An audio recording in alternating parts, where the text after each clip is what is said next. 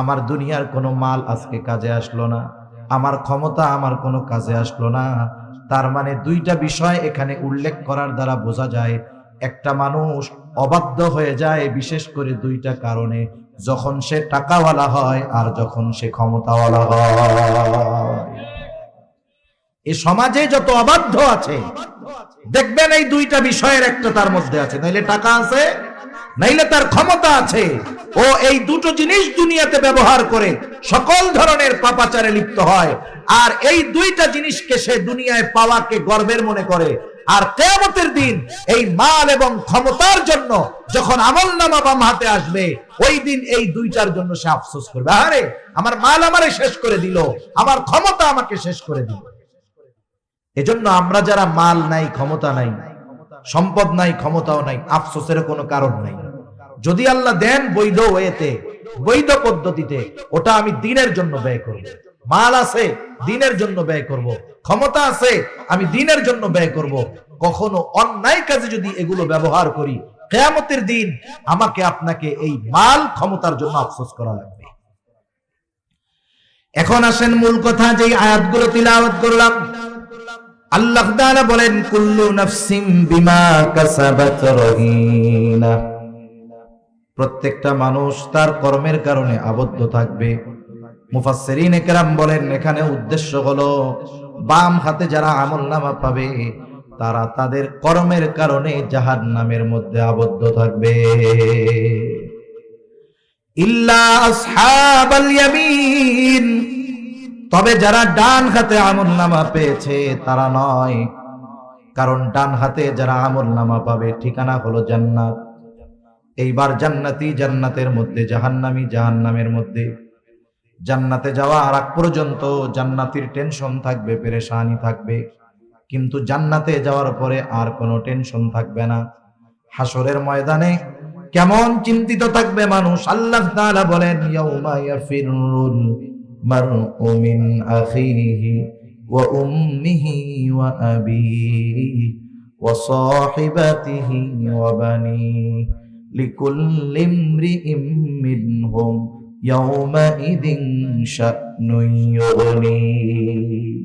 আল্লাহ তাআলা বলেন কিয়ামতের দিন ভাই ভাইয়ের থেকে পলায়ন করবে, ওয়া উম্মিহি ওয়া আবিহি, পিতামাতার থেকে পলায়ন করবে, ওয়া সাহিবাতিহি ওয়া বানিহি, দুনিয়ায় যেই স্ত্রী সন্তানের চেহারা দেখলে সারা দিনের ক্লান্তি নিমেষে দূর হয়ে যায়, ওই দিন সেই সন্তান থেকে পলায়ন করবে। কেউ চাইবে না পরিচিত কারো সাথে কারো দেখা হয়ে যাক। ওই দিন সকলে একে অপরের থেকে লুকায়া থাকবে, প্রত্যেকটা মানুষ নিজের চিন্তায় বিভোর থাকবে।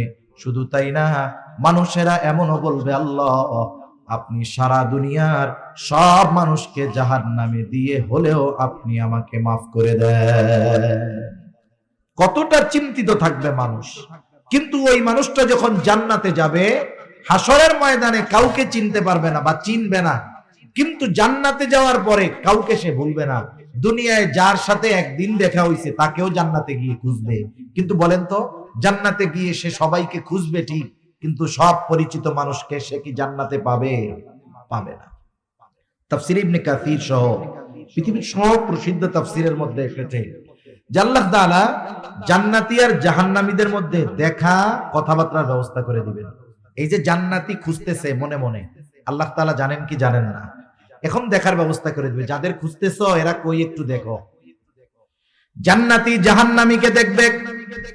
যদি বলেন কেমনে দেখবে, প্রযুক্তির এই জামানায় বোঝানো সহজ। আপনি তো আপনার আমেরিকা প্রবাসী ভাইটাকেও বাংলাদেশে বসে একেবারে কি করতেছে কি খাইতেছে সব দেখেন। যে আল্লাহ মানুষকে এই বুদ্ধি দিলেন, ওই আল্লাহ জান্নাতীদেরকে জাহান্নামীদেরকে দেখাবেন, এটা আল্লাহর জন্য কোনো ব্যাপারই না। জান্নাতি জাহান্নামের দিকে তাকায় দেখবে, আরে জাহান্নামের মধ্যে তার অনেক আপনজন, প্রিয়জন, বন্ধু বান্ধব, আত্মীয় স্বজন কঠিন শাস্তি ভোগ করতেছে। এই দৃশ্যটা দেখবার পর ওই ব্যক্তি, জান্নাতি ব্যক্তি আল্লাহর দরবারে কৃতজ্ঞতার মাত্রা বাড়ায় দিবে, বলবে আল্লাহ আপনি যদি আমার প্রতি দয়া না করতেন হয়তো আজকে আমাকেও ওদের সাথে জাহান্নামে থাকা লাগতো। আবার জাহান্নামীও জান্নাতীকে দেখতে পাবে। জান্নাতীকে দেখবার পর সে দেখবে জান্নাতের মধ্যে তার অনেক আপনজন, প্রিয়জন, বন্ধু বান্ধব, আত্মীয় স্বজন জান্নাতি নাজ নেয়ামত ভোগ করতেছে, আর সে কঠিন আযাবের মধ্যে আছে। এই দৃশ্যটা দেখবার পর তার আফসোসের কারণ হবে, আফসোস হবে, আফসোস। আর ওই আফসোস তার যন্ত্রণা বৃদ্ধির কারণ হবে। কিসের আফসোস হবে? দুনিয়াতে একই বাজারে ব্যবসা করে, একই মাঠে খেলাধুলা করে, একই স্কুলে লেখাপড়া করে, সব সময় একসাথেই থাকে, কিন্তু একজন নামাজে যায় আর একজন নামাজে যায় না। আছে না নাই এরকম? এখন নামাজি বন্ধু তো জান্নাতে, বেনামাজিটা জাহান্নামে। ও এখন যখন তাকায় দেখবে বন্ধু জান্নাতের নিয়ামত ভোগ করে, তখন আফসোস করবে কি, হায় রে, দিনের 18 ঘন্টা বন্ধুর সাথে থাকতাম, এই নামাজ পড়তে যাই তো সর্বোচ্চ 5 ওয়াক্ত মিলাইয়া 1 ঘন্টা, আহারে এই 1 ঘন্টা সময় যদি ওর সাথে থাকতাম তাহলে আজকে আমি ওর সাথে জান্নাতে থাকতে পারতাম। আফসোস এটা কষ্টের কারণ হয়। আফসোসের কারণে বাড়ি ব্যথা, এটা অন্য না, ওটা হৃদয়ের ব্যথা, এটা আরো কষ্টের বেশি। যেমন আমি একটা উদাহরণ দিই যে আসলে কেমনে ব্যথাটা আসে। উদাহরণটা মনে করেন একজন অপরিচিত ব্যক্তি যাকে আপনি জীবনেও দেখেন নাই, সে আপনাকে একটা বকা দিছে। স্বাভাবিক কেউ যদি আমারে আপনারে বকা দেয় খারাপ লাগবে কি লাগবে না? কিন্তু সে যেহেতু অপরিচিত, একবার দিয়ে চলে গেছে, 2-1 ঘন্টা পরে ওইটা আমার আর মনে থাকবে না, স্বাভাবিক হয়ে যাবে। ওই একই বকাটা, একই শব্দটা যদি আপনার কোনো বন্ধু আপনাকে দেয়, বলেন তো আগে অপরিচিত লোক বকা দেওয়ায় যেই কষ্ট পেয়েছেন, বন্ধু দেওয়ার পরে কষ্ট বেশি লাগবে না কম লাগবে? আবার হুবহু ওই শব্দটা যদি আপনার সন্তান আপনার ব্যাপারে ব্যবহার করে, বলেন তো কষ্ট আগের চাইতে বেশি লাগবে নাকি কম লাগবে? শব্দ এক, শুধুমাত্র ব্যক্তির পরিবর্তনের কারণে একটা সময় যদি সন্তান ওই শব্দটা বাবার জন্য বলে, ওই কথাটা কথা থাকবে না, বিষাক্ত তীর হয়ে বাবার বুকের মধ্যে বদ্ধ হবে। সম্মানিত উপস্থিতি, আমি সূরা মুদ্দাথির থেকে কয়েকটা আয়াত তিলাওয়াত করেছি। আয়াতগুলোকে সামনে রেখে কিছু কথা আপনাদের খেদমতে পেশ করার ইচ্ছা পোষণ করেছি। সর্বোপরি কথা হলো, এ দুনিয়াতে আমরা কেউ থাকবো না। এ দুনিয়া থেকে একদিন আমাদের সকলকে চলে যেতে হবে।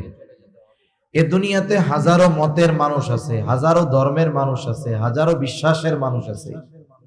এ দুনিয়াতে একদল মানুষ আছে যারা স্রষ্টাকেই অবিশ্বাস করে, আছে না নাই? আল্লাহ তাআলাকে মানে না, বলে স্রষ্টা বলে কিছুই নাই। যত মতের, যত কথার, যত দলে বিভক্ত হোক না কেন মানুষ, যত মতানৈক্য মানুষের মধ্যে থাকুক না কেন, গোটা দুনিয়ার সব মানুষের মধ্যে একটা বিষয় নিয়ে কোনো মতানৈক্য নাই, যেটার নাম হলো মৃত্যু। ঠিক কিনা বলেন? এই মৃত্যু নিয়ে কোনো মতানৈক্য নাই। নাস্তিক আস্তিক, মুসলিম অমুসলিম সকলেই এটা মানে যে এ দুনিয়ায় আসছি, একদিন দুনিয়া থেকে চলে যেতে হবে। বাস্তবতা হলো আমাদের প্রত্যেকের একটা নির্ধারিত সময় আছে, হায়াত আছে, মেয়াদ আছে। আমি আপনি যখন মায়ের গর্ভের ভিতরে আল্লাহ তাআলা রূহ ফুকায়া দিলেন ফেরেশতারে দিয়া, এই দেহের সাথে রূহটা কতদিন থাকবে, এই দুনিয়াতে আমার অবস্থান কতকাল হবে, ওই দিনই আল্লাহ সুবহানাহু ওয়া তাআলার পক্ষ থেকে নির্ধারিত হয়ে গেছে। আরেকটা বিষয় হলো, আমাদের মূল হলো রূহ। রূহ যখন বের হয়ে যায়, এই দেহটার কোনো দাম নাই। দাম আছে বলেন? মনে করেন আপনি এখানে আসছেন, আপনার ঘর বাড়ি সব আছে, আপনার জন্য আপনার ঘরের মানুষ বিছানা রেডি করে রাখতেছে যে মাহফিল থেকে এসে ঘুমাবে, নামাজ পড়বে ফজরের। আল্লাহ না করুন, আপনি যদি এখন মারা যান, কেউ যদি মারা যায়, তার স্ত্রীকে এই কথা বলবে নাকি যে এত কষ্ট করে বিছানাটা করে রাখছি, আজকে রাত্রটা দেহ এই বিছানার মধ্যেই থাক? রাখবে? ঘরে আর ঢুকাবে না, মসজিদ থেকে খাটিয়া বের করে ওখানে শোয়া বাহিরে ফেলায় রাখবে, অথচ আপনার ঘর, আপনার টাকায় বানানো সব। এই দেহটার কোনো দাম নাই। মূল হলো রূহ। আর রূহ কি হয়? রূহ শুধু স্থান পরিবর্তন করে, রূহ ধ্বংস হবে না। কারণ আল্লাহ তাআলা যেমন চিরন্তন, রূহ যেহেতু আল্লাহ তাআলার নির্দেশ, এই রূহ এটাও চিরন্তন, এটার কোনো ধ্বংস নাই, দেহ শেষ হয়ে যাবে। যেমন আমরা প্রথমে ছিলাম রূহের জগতে, আল্লাহ তাআলা যখন আদম আলাইহিস সালামের পৃষ্ঠদেশ থেকে কিয়ামত পর্যন্ত যত মানুষ আসবে সকলের রূহ আল্লাহ তাআলা একত্রে বের করেছেন। এরপরে রূহের জগৎ, ওইখান থেকে আসলাম আলমে বতন, আলমে আরওয়াহ থেকে আলমে বতন, আলমে বতন থেকে এখন আছি আলমে দুনিয়ায়। এখানে একটা নির্ধারিত কাল অতিবাহিত হওয়ার পর এখান থেকে আবার আমরা স্থানান্তরিত হয়ে যাব।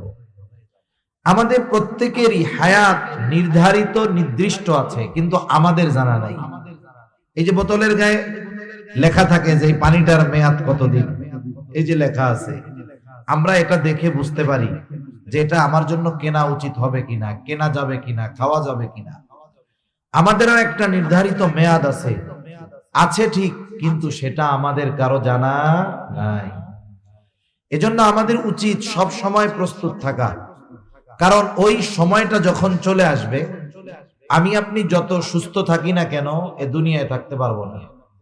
আবার ওই সময় আসার আগে আমি আপনি যত অসুস্থ হই না কেন আমি আপনি মরব না। একেবারে যথাসময়ে মৃত্যুর ফিরিস্তা মালাকুল মাউত হাজির হয়ে যাবে, এক মুহূর্ত আগেও আসবে না, এক মুহূর্ত বিলম্ব করবে না। আল্লাহ তাআলা বলেন, ফাইদা জাআ আজালুহুম লা ইস্তাখিরুনা সাআতাও ওয়া লা ইস্তাকদিমুন। আল্লাহ রাব্বুল আলামিন জানায় দেন, একেবারে যথা সময়ে মৃত্যু চলে আসবে, এক মুহূর্ত আগেও মৃত্যু হবে না, এক মুহূর্ত বিলম্ব হবে না। যখন আমার আপনার দেহ থেকে রূহটাকে মালাকুল মাউত বিচ্ছিন্ন করে ফেলবে, এই দেহটা অচল নিশ্চল হয়ে যাবে। আমাদের অঞ্চলে যখন মানুষ মারা যায়, মসজিদের মধ্যে ঘোষণা করে, অমুক এলাকার অমুক আজ বিকাল 5 ঘটিকার সময় ইন্তেকাল করিয়াছে, আগামী দিন সকাল 8টায় অমুক স্থানে তার জানাজা অনুষ্ঠিত হবে। অতএব সকল ধর্মপ্রাণ মুসলমানদেরকে উক্ত মারহুমের রূহের মাগফিরাত কামনায় তার জানাজায় শরীক হওয়ার জন্য বিশেষভাবে অনুরোধ করা গেল। এইরকম প্রচার আপনাদের অঞ্চলে করে না? এখন আমরা অনেকের ব্যাপারে এই খবরটা শুনি, একদিন আমার খবরও মানুষে শুনবে। এই খবর বলার সময় একটা শব্দ বলে ইন্তেকাল, এটা হলো আরবি শব্দ, অর্থ হলো স্থানান্তরিত হওয়া। কি বলে? বলে আব্দুর রহিম ইন্তেকাল করিয়াছে। তার মানে ওই রূহ, ওটা মূল, ওটার নামই হলো আব্দুর রহিম। কারণ রূহ যখন আমার আপনার দেহ থেকে বের হয়ে যায়, কেউ ওই নিষ্প্রাণ দেহটাকে নাম ধরে ডাকে না, ওটাকে তখন বলে লাশ।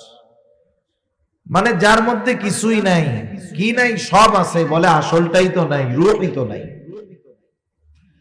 তাহলে মূল কথা হলো আমাদেরকে এই দুনিয়ার জগৎ থেকে স্থানান্তরিত হয়ে নতুন আরেক জগতে পদার্পণ করতে হবে, যেই জগতের নাম হলো আলমে বরজখ, লোকচক্ষুর অন্তরালের এক জগৎ। ওই জগৎটা কেমন? বলে দুনিয়ায় যার আমল যেমন, আলমে বরজখটা তার জন্য তেমন। দুনিয়ায় একজন ঈমান এনেছে, নেক আমল করেছে, ভালো কাজ করেছে, অবশ্যই তার আলমে বরজখটা তার জন্য শান্তির জায়গা হয়ে যাবে। আরেকজন দুনিয়ায় ঈমান আনে নাই, পাপাচারের মধ্যে লিপ্ত থেকেছে, গুনাহ করেছে, মন যা চায় তাই করেছে, বলে আলমে বরজখটা তার জন্য হয়ে যাবে কষ্টের। এই জন্য নবীজি সাল্লাল্লাহু আলাইহি ওয়াসাল্লাম জানায় দেন, আমাদেরকে যখন কবরস্থ করা হবে, কবরে রাখা হবে, আমাদের প্রত্যেককেই 3টা করে প্রশ্ন করা হবে। 1 নাম্বার প্রশ্ন, মার রব্বুক, তোমার রবকে। 2 নাম্বার প্রশ্ন, আমা দীনুক, তোমার দিন কি। 3 নাম্বার প্রশ্ন, নবীজিকে দেখায় বলা হবে, মা হাদার রাজুলুল্লাযী বুইসা ফীকুম, অথবা প্রশ্ন করা হবে, ওমান নাবিয়্যুক, তোমার নবীকে। এই যে 3টা প্রশ্ন আল্লাহ তাআলা কবরের মধ্যে যে করবে, নবীজি অনেক আগে জানায় দিয়েছেন। দুনিয়ার পরীক্ষার প্রশ্ন ফাঁস করা হয় না, প্রশ্ন জানা যায় পরীক্ষার হলে গিয়া। আর কবরের প্রশ্ন কি হবে অনেক আগের থেকে জানায় দেওয়া হলো। বুঝতে হবে যেই পরীক্ষার প্রশ্ন গোপন থাকে ওই পরীক্ষা মূলত সহজ, কিন্তু যেই পরীক্ষার প্রশ্ন আগেই জানায় দেওয়া হয় বুঝতে হবে জাগা মতন গিয়া ওই প্রশ্নের জবাব দেওয়া বড় কঠিন। আমরা যদি মনে করি যে প্রশ্ন তো জানি, 3 প্রশ্নের উত্তর মুখস্থ করে যাব, ফিরিস্তা ঈশা জিজ্ঞাসা করার আগেই কইয়া দিব যে তুমি কি কি জিজ্ঞাসা করবা জানি, এই জবাব, কাজ হবে? দুনিয়ার প্রশ্ন মুখস্থ পড়ার সাথে জবাব দেওয়ার সম্পর্ক, দুনিয়ার পরীক্ষার হলের প্রশ্নের জবাব দেওয়ার জন্য লেখাপড়া করা লাগবে, লেখাপড়া মুখস্থ না করলে জবাব দিতে পারবে না। কিন্তু কবরের 3 প্রশ্নের সাথে মুখস্থ লেখাপড়ার কোনো সংযোগ নাই। কবরের 3 প্রশ্নের জবাবের সাথে সম্পর্ক হলো আমলের সাথে। যখন কোন মানুষ এই 3 প্রশ্নের আলোকে আমল করবে, এই 3 প্রশ্নের ব্যাপার যদি তার কোনোদিন নাও শুনে নাও জানে, কবরে গিয়াও যদি প্রথম জানে যে এই 3 প্রশ্ন জবাব দিয়ে দিতে পারবে। তাহলে 1 নাম্বার প্রশ্ন, আমার রব্বুক, তোমার রব কে? জবাব হলো আল্লাহ। এটা মুখস্থ করলেই দেওয়া যাবে না। একটা ব্যক্তি যখন পরিপূর্ণ রবের দাসত্ব করবে, রবের হুকুম আহকাম মেনে চলবে, রবের আদেশের সামনে নিজেকে নত করে দিবে, ওই ব্যক্তি কবরে গিয়ে যখনই প্রশ্ন করবে তোমার রবকে, দুনিয়ার জগতে যেই রবের গোলামি করছে তার জবাব দিতে আর কষ্ট হবে না। সে তার সাথে সাথে জবাবে বলবে আমার রব হলো আল্লাহ। 2 নাম্বার প্রশ্ন করবে তোমার দিন কি, তোমার জীবন ব্যবস্থা কি, তুমি যে দুনিয়ার হায়াত অতিবাহিত করেছো, কোন দর্শনের মতাদর্শের আলোকে তুমি তোমার জীবনকে পরিচালিত করেছো। একটা মানুষ যদি ইসলামের উপরে নিজেকে পরিচালিত করে তাহলে লোকটা সহসাই জবাব দিবে আমার দিন হলো ইসলাম। সারা জিন্দেগি ইসলামের বিরুদ্ধাচরণ করে যতই মুখস্থ করে কবরে যাক না কেন, ওকে যখন জিজ্ঞাসা করা হবে ওমা দিন, ওই ইসলাম বিদ্বেষী কিন্তু জবাব দিতে পারবে না। ইসলামের উপরে যে চলবে সেই জবাব দিতে পারবে আমার দিন হলো ইসলাম। নবীজিকে দেখায় বলা হবে এই ব্যক্তিকে যাকে তোমাদের কাছে প্রেরণ করা হয়েছিল, কে জবাব দিতে পারবে? বলে যে গোটা জিন্দেগি রাসূলের সুন্নাতের আলোকে সাজিয়েছিল, রাসূলের আদর্শে আদর্শিত হয়েছিল, রাসূলের রঙে নিজের জীবনকে রঙ্গিত করেছিল, ওই ব্যক্তি সহজেই জবাব দিবে ইনি হলেন আমাদের নবী মুহাম্মদুর রাসূলুল্লাহ সাল্লাল্লাহু আলাইহি ওয়াসাল্লাম। এছাড়া জবাব দেওয়া সম্ভব নয়। এখন যে এই 3 বিষয়ের উপরে আমল করছে, আল্লাহ তাআলার দাসত্ব ঠিকমতো করছে, জীবনটাকে ইসলামের উপরে সাজাইছে, নবীজির সুন্নাতের আলোকে জীবন চালিয়েছে, তাকে প্রশ্ন করা হলো, সে জবাব দিয়ে দিল। বলেন পরীক্ষায় পাস না ফেল? জোরে বলেন, পাস না ফেল? পাস। এইবার আল্লাহর পক্ষ থেকে ঘোষণা আসবে সাদাকা আবদি, সাদাকা আবদি, ফাফরিশুহু মিনাল জান্নাহ ওয়ালবিসুহু মিনাল জান্নাহ ওয়াফতাহু লাহু বাবান ইলাল জান্নাহ। আল্লাহর পক্ষ থেকে ঘোষণা আসবে আমার বান্দা সত্য বলেছে, ফাফরিশুহু মিনাল জান্নাহ, তার কবরের মধ্যে জান্নাতি বিছানা এনে বিছায়া দাও, ওয়ালবিসুহু মিনাল জান্নাহ, তাকে জান্নাতি পোশাক এনে পরায় দাও, ওয়াফতাহু লাহু বাবান ইলাল জান্নাহ, তার কবরের সাথে জান্নাতের সাথে একটা দরজা খুলে দাও। ফেরেশতারা বলবে তুমি ঘুমাও, যেমন কইরা নতুন দুলা ঘুমায়। নতুন জামাই যখন কারো বাড়ি আসে, যখন ঘুমায়, শাশুড়ি কেউ যদি দেখতে আসে জামাইরে, শাশুড়ি কি বলে ঘুমাইতেছে ঘুমাইতেছে, এরকম বলে না? এখন না পরে এসে ঘুমাইতেছে, কেউ তারে ডিস্টার্ব করবে না, তুমি আরামসে ঘুমাও। আবার যে এই 3 প্রশ্নের জবাব দিতে পারবে না তার ব্যাপারে ঘোষণা আসবে কাযাবা আবদি, কাযাবা আবদি, ফাফরিশুহু মিনান নার ওয়ালবিসুহু মিনান নার ওয়াফতাহু লাহু বাবান ইলান নার। এ বান্দা মিথ্যা বলতেছে, জবাব দিতে পারে নাই। সব প্রশ্নের জবাবে বলবে লা আদরি, আমি কিছুই জানি না, পরীক্ষায় ফেল। বলবে জাহান্নাম থেকে আগুনের বিছানা এনে বিছায়া দাও, জাহান্নাম থেকে আগুনের পোশাক এনে একে পরায়া দাও, জাহান্নামের সাথে তার কবরের সাথে একটা দরজা খুলে দাও। কত কষ্ট হবে ওই কবরের মধ্যে, আলমে বরজখে আযাবে থাকবে। আযাবের তীব্রতা এতটা বেশি হবে, ও মনে করবে এটাই মনে হয় জাহান্নাম।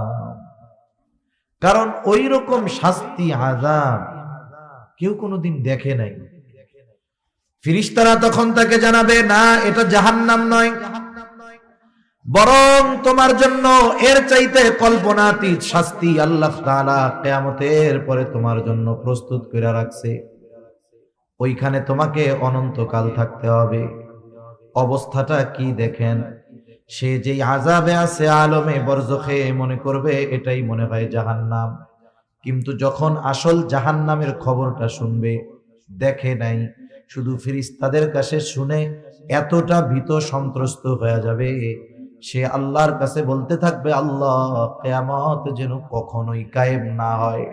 কারণ আমি আপনি যখন একটা কষ্টের মধ্যে থাকি, এর চাইতে বহুগুণ বেশি কষ্ট যখন সামনে আসে, বর্তমান যেই কষ্টটা আছে, সামনের ভয়াবহ কষ্টের কথা চিন্তা করে এটাকে স্বাভাবিক মনে হয়।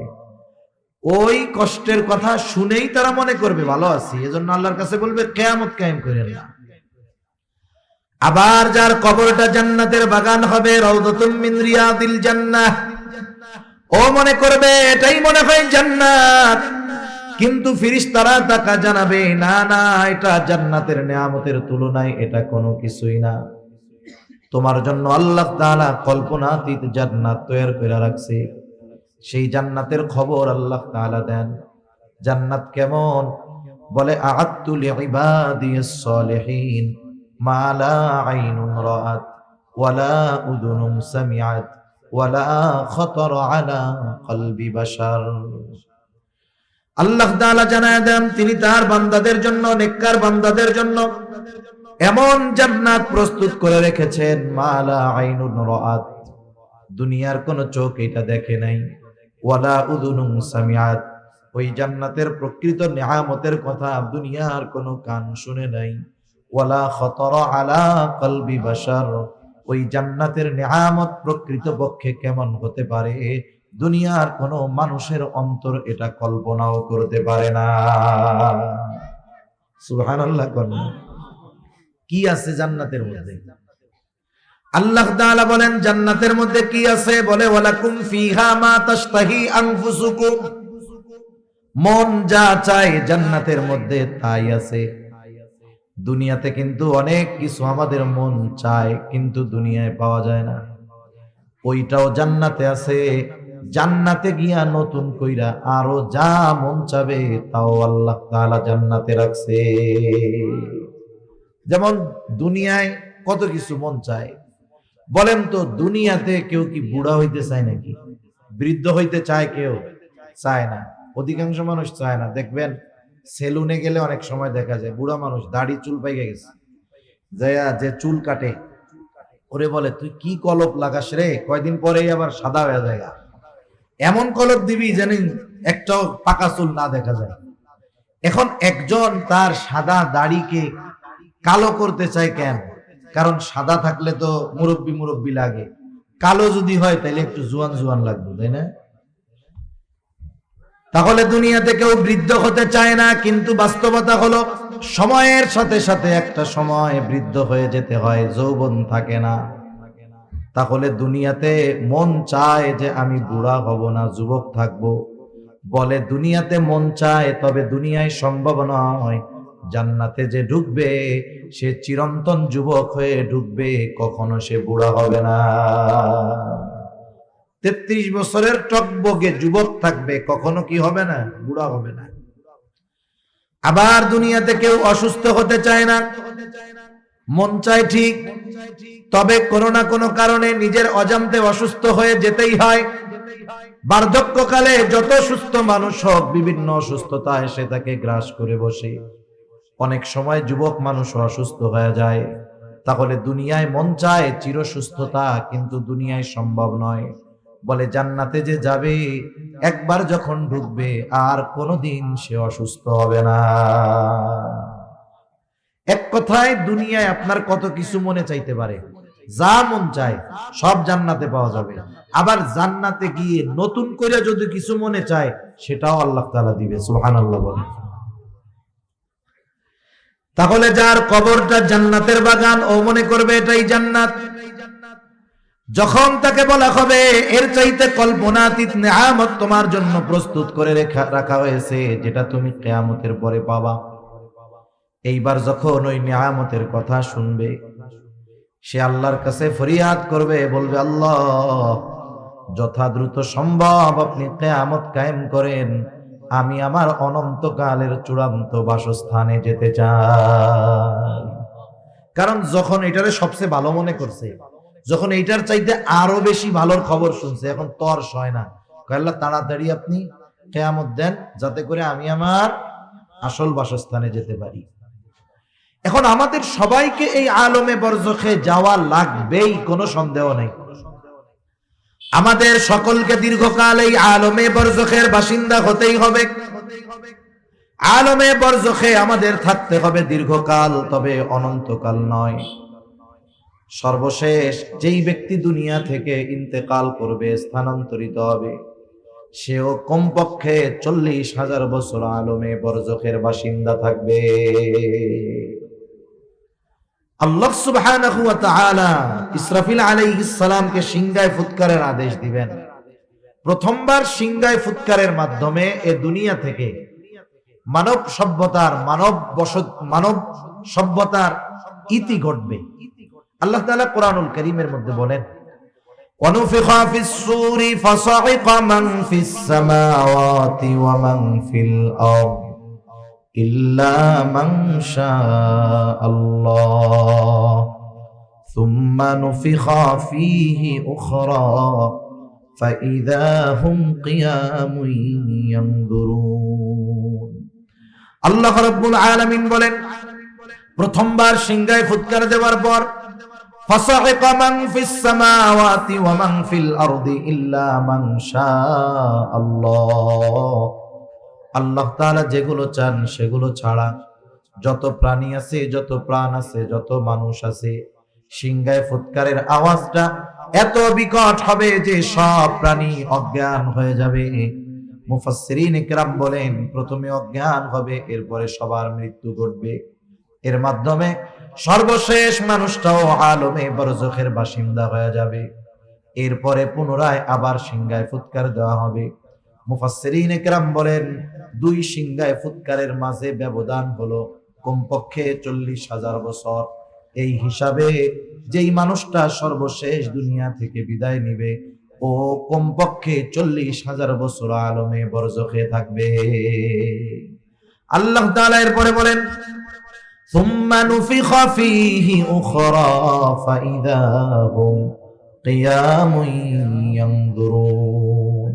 আবার যখন সিংহায় ফুৎকার দেওয়া হবে, প্রত্যেকের অবস্থান স্থল থেকে উঠে দাঁড়ায়া যাবে, প্রত্যেকে উঠে দেখতে থাকবে কি হচ্ছে এগুলো। শুধু তাই না, আল্লাহ তাআলা কোরআনুল কারীমের সূরা ইয়াসিনের মধ্যে বলেন, ওয়ানুফিখা ফিস সূরি ফাইযা হুম মিনাল আজদাসি ইলা রাব্বিহিম ইয়ানসিলুন। এখানে দ্বিতীয়বার সিংহায় ফুৎকার উদ্দেশ্য, সিংহায় ফুৎকার দেওয়ার পর প্রত্যেকে তার অবস্থান স্থল থেকে উঠে যাবে, ইলা রাব্বিহিম ইয়ানসিলুন, প্রত্যেকেই তার রবের দিকে ছুটতে থাকবে। ওইখানে বলা হইল উইঠা তাকাইতে থাকবে। মুফাসসিরিনে কেরাম বলেন, উদ্দেশ্য হলো উঠবে, তাকাইয়া ডানে বামে দেখবে কি হচ্ছে, এরপরে অটোমেটিক তারা তাদের রবের দিকে ছুটতে থাকবে। কেমন অবস্থা হবে ওই দিন?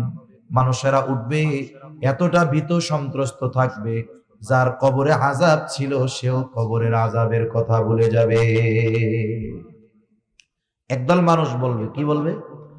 ইয়া ওয়াইলানা মান বাআসানা মিন মারকাদিনা, হায় দুর্ভোগ, কে আমাদেরকে আমাদের অবস্থান স্থল থেকে জাগায়া দিল। মান বাআসানা, কে জাগায়া দিল? বলে জাগায়া দেয় কারে? বলে যে ঘুমায় থাকে তাকে। একজন সজাগ ব্যক্তিকে আপনি ডেকে উঠাতে পারবেন না, কিন্তু যে ঘুমায় থাকে তাকে ডাক দিয়া উঠাইতে পারবেন। ওই মানুষগুলো বলবে, কে আমাদেরকে জাগায়া দিল, কে আমাদেরকে উঠায়া দিল?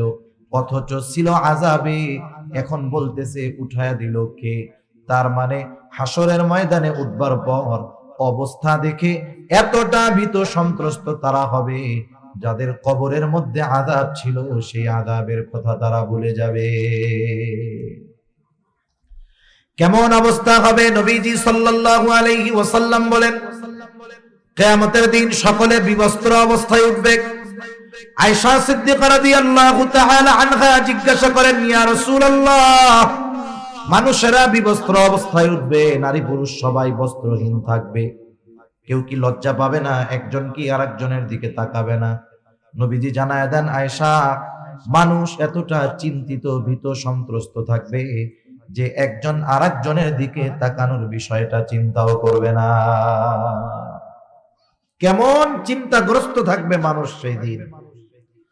ওই মানুষেরা বলবে, ইয়া ওয়াইলানা মান বাআসানা মিন মারকাদিনা, হায় দুর্ভোগ, কে আমাদেরকে আমাদের অবস্থান স্থল থেকে জাগায়া দিল? মুমিনরা অথবা ফেরেশতারা তাদের এই কথার জবাবে বলবে, হাযা মা ওয়া'আদার রহমানু ওয়া সাদাকাল মুরসালুন। এটা হলো দয়াময়ের সেই প্রতিশ্রুত দিবস, যেই দিবসের ওয়াদা তিনি দিয়েছিলেন। শুধু তাই না, ওয়া সাদাকাল মুরসালুন, রাসূলগণ এই দিবসের সত্যায়ন করেছিলেন। প্রত্যেক নবী রাসূল তার উম্মতকে আখিরাতের কথা, কিয়ামতের কথা বলেছে কি বলে নাই? এটাই হলো এই দিবস, যেই দিবসের এক নাম হলো ইয়াউমুল কিয়ামা। এটাই হলো ওই দিবস, যেই দিবসের এক নাম হলো ইয়াউমুল হাসর। এটাই হলো ওই দিবস, যেই দিবসের আরেক নাম হলো ইয়াউমুল জাযা। এটাই হলো সেই দিবস, যেই দিবসের আরেক নাম হলো ইয়াউমুদ্দিন। ইয়াউমুল হাসর, একত্রিতকরণ দিবস। পৃথিবীর শুরু থেকে নিয়ে শেষ পর্যন্ত যত মানুষ আছে, ছিল, আসবে, সকলকে ওই দিন আল্লাহ তাআলা একত্রিত করবেন। বলে ইয়াউমুল জাযা, প্রতিদান দিবস। ওই দিন আল্লাহ তাআলা প্রত্যেকটা মানুষের তার দুনিয়ার কর্মের পূর্ণ প্রতিদান দিবেন। আল্লাহ তাআলা বলেন, ওয়া ইন্নামা তুওয়াফাউনা উজুরাকুম ইয়াউমাল কিয়ামাহ ফামান যুহজিহা আনিন নার ওয়া উদখিলাল জান্নাতা ফাকাদ ফাজ। আল্লাহ রাব্বুল আলামিন বলেন, মানুষকে তার কর্মের পূর্ণ প্রতিদান দেওয়া হবে কিয়ামতের দিন। মূল কথা হইল, মানুষকে তার দুনিয়ার কর্মের পূর্ণ প্রতিদান আল্লাহ তাআলা কিয়ামতের দিন দিবেন। দুনিয়ায় আল্লাহ তাআলা কোন মানুষকে তার ভালো কর্ম হোক আর মন্দ কর্ম হোক, এর প্রতিদান পরিপূর্ণভাবে আল্লাহ তাআলা দুনিয়ায় দেয় না। অনেক সময় অনেক মানুষ ভালো কাজ করে, নেকের কাজ করে, গুনাহ, ঠিক কিনা বলেন? আবার দুনিয়াতে অনেকে মন্দ কাজ করে, গুনার কাজ করে। ঘুরে ফিরে কি দেখা যায়? বলে যারা জুলুম করে, যারা অত্যাচার করে, দুর্নীতিবাজ, এরা বাঁচেও বেশি দিন, অসুস্থও সহজে হয় না, দুনিয়াতে এদের প্রভাব প্রতিপত্তিও বেশি থাকে। ঠিক কিনা বলেন? আমরা অনেক সময় আফসোস করি, আরে এত জুলুম করে, এটা মরেও না, কোনো আযাবও আসে না। জালেম যখন জুলুম করে, ওর জুলুমের মাত্রা বাড়ার দ্বারা আমরা তো আশাহত হই, কিন্তু আল্লাহ তাআলা জালেমকে বেশি জুলুম করার সুযোগ দেন কেন? কারণ ও যত বেশি জুলুম করবে, ওকে তত বেশি শাস্তি দেওয়া যাবে। ঠিক কিনা বলেন? মূলত ওর শাস্তি বেশি দেওয়ার জন্য ওকে জুলুম করার সুযোগ আল্লাহ তাআলা দেয়। এজন্য যখন কোনো পাপাচারী জালেম সে দীর্ঘ হায়াত পায়, সুস্থ থাকে, এটারে নেয়ামত মনে করার সুযোগ নেই। কিন্তু জালেমরা কিন্তু নেয়ামত মনে করে। ও অসুস্থ হয় না, পাপ করতেছে, আবার ভালোই আছে, ও মনে করে আল্লাহ মনে করে খুব ভালোবাসে। আসলে কি বিষয়টা তাই? তাইলে তো আল্লাহর কাছে প্রিয় এক বান্দা ফেরাও, 400 বছর তার সর্দি টর্দি কিচ্ছু লাগে নাই, তাহলে বড় বুজুর্গ হয়ে যেত না? কিন্তু আল্লাহ তাআলা ওরে সুযোগ দিছে কেন? শাস্তি বেশি দেওয়ার জন্য। দুনিয়াতে এই জন্য যারা জালেম আছে, আমরা যত দেখি না কেন, মনে করি না কেন যে আল্লাহ তাআলা এদেরকে ছাড় দেয়, আসলে তা না, ছেড়ে দেবেন তা না। আল্লাহ তাআলা দুনিয়াতে পাপ করার সুযোগ দিবেন যাতে আখিরাতে শাস্তি বেশি বেশি দিতে পারেন। আবার এই যে দুনিয়ায় যারা নেকের কাজ করতেছে, মূল প্রতিদান আল্লাহ তাআলা আখিরাতে দিবেন। এই জালেমের জুলুমের যেই মূল প্রতিদান, পূর্ণ প্রতিদান আল্লাহ তাআলা তাকে আখিরাতে দিবে। দুনিয়ায় তো অনেক মানুষ এমন হবে, যেমন দোয়ার কথা বুজুর্গানে দিন বলেন, একটা মানুষ যখন দোয়া করে, দোয়ার প্রতিদান আল্লাহ তাআলা তিন ভাবে দেয়। দোয়া কবুলের কিছু শর্ত আছে, শর্তগুলো ঠিক রেখে যদি সে দোয়া করে, যেমন হারাম খায় না, অন্যেরটা মেরে খায় না, অসম্ভব কিছু আল্লাহর কাছে চায় না। যেমন কেউ যদি আল্লাহর কাছে এই দোয়া করে যে আল্লাহ আপনি তো নূহ আলাইহিস সালাম রে 950 বছর হায়াত দিয়েছেন, আমারে বেশি না 500 বছর দিলে হবে, এই দোয়া কি করা যাবে নাকি? কারণ নবীজি জানিয়েছেন আমার উম্মতের গড় আয়ু হলো 60 থেকে 70, এই জায়গায় আপনি কেন 500 বছর চাইবেন? এজন্য এমন কিছু না চাওয়া যেটা আল্লাহ দিবেন না।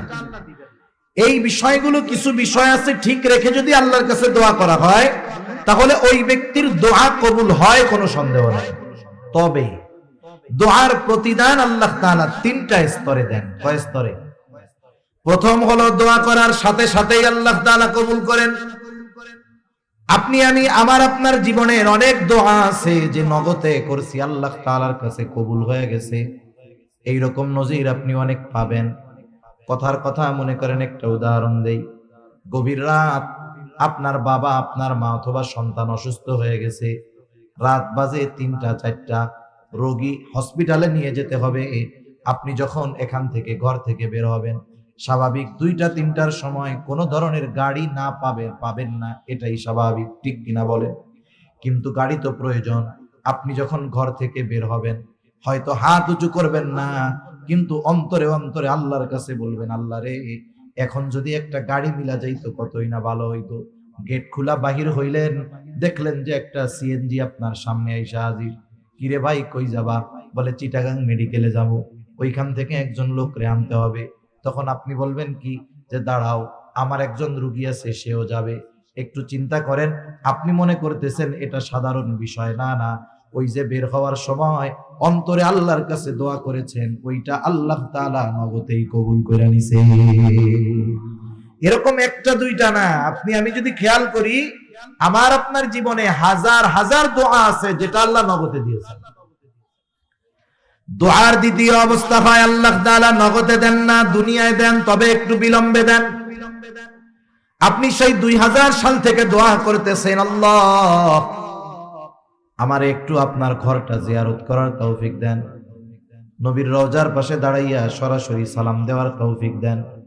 আবেগ দরদ মোহাব্বত নিয়ে দোয়া করতেছেন, দোয়া চালায় গেছেন, দোয়া তো কবুল হয়ে গেছে, কিন্তু আল্লাহ তাআলা আপনাকে 2023 সালে 24 সালে বাইতুল্লাহ জিয়ারতে পাঠাইলো। তার মানে আল্লাহ সুবহানাহু ওয়া তাআলা দোয়া কবুল করেছে, কিন্তু যেটা চাইছেন এটা দিয়েছে বিলম্বে। আবার কিছু দোয়ার অবস্থা হবে এরকম, আল্লাহ তাআলা নগদেও দিবেন না, দুনিয়াতে বিলম্বেও দিবেন না, ওটা আখিরাতের জন্য আল্লাহ জমা করে রাখবে। বুজুর্গানে দিন বলেন যখন মানুষকে আমলনামা দেওয়া হবে, প্রত্যেকটা মানুষ তার আমল আর ওই আমলের বিনিময়ে সওয়াব দেখতে পাবে। এক জায়গায় দেখবে বিশাল এক ইবাদতের ভান্ডার, এত বড় সওয়াবের ভান্ডার, এটা কোথা থেকে আসলো? এইবার ওই ব্যক্তি আল্লাহ তাআলার কাছে জানতে চাইবে। আল্লাহ তাআলা বলবে বান্দা তুমি দুনিয়ায় আমার কাছে দোয়া করদা, আল্লাহ আমারে গাড়ি দেন, আল্লাহ আমারে বাড়ি দেন, আল্লাহ আমারে সম্পদ দেন। আমি আল্লাহ তোমাকে দুনিয়ায় দিতাম না, কারণ তুমি জানো না এগুলো যদি তোমাকে দুনিয়ায় দিতাম এটা তোমার ক্ষতির কারণ হইতো। আমি আল্লাহ তোমাকে ওইগুলা দেই নাই, ওইগুলো দেই নাই, তুমি হতাশ হয়ে গিয়েছিলে বান্দা। আমি আল্লাহ তাআলা তোমার দোয়া কবুল করি নাই, তুমি এটা মনে করতা, কিন্তু তুমি যেগুলো চেয়েছো ওগুলো তোমার জন্য কল্যাণকর ছিল না, বিদায় দুনিয়ায় আমি দেই নাই। কিন্তু দোয়া তো কবুল করছি, ওইগুলার চাইতে আরো ভালো বিনিময় এই নেকি আল্লাহ তোমাকে দিয়ে দিয়েছি।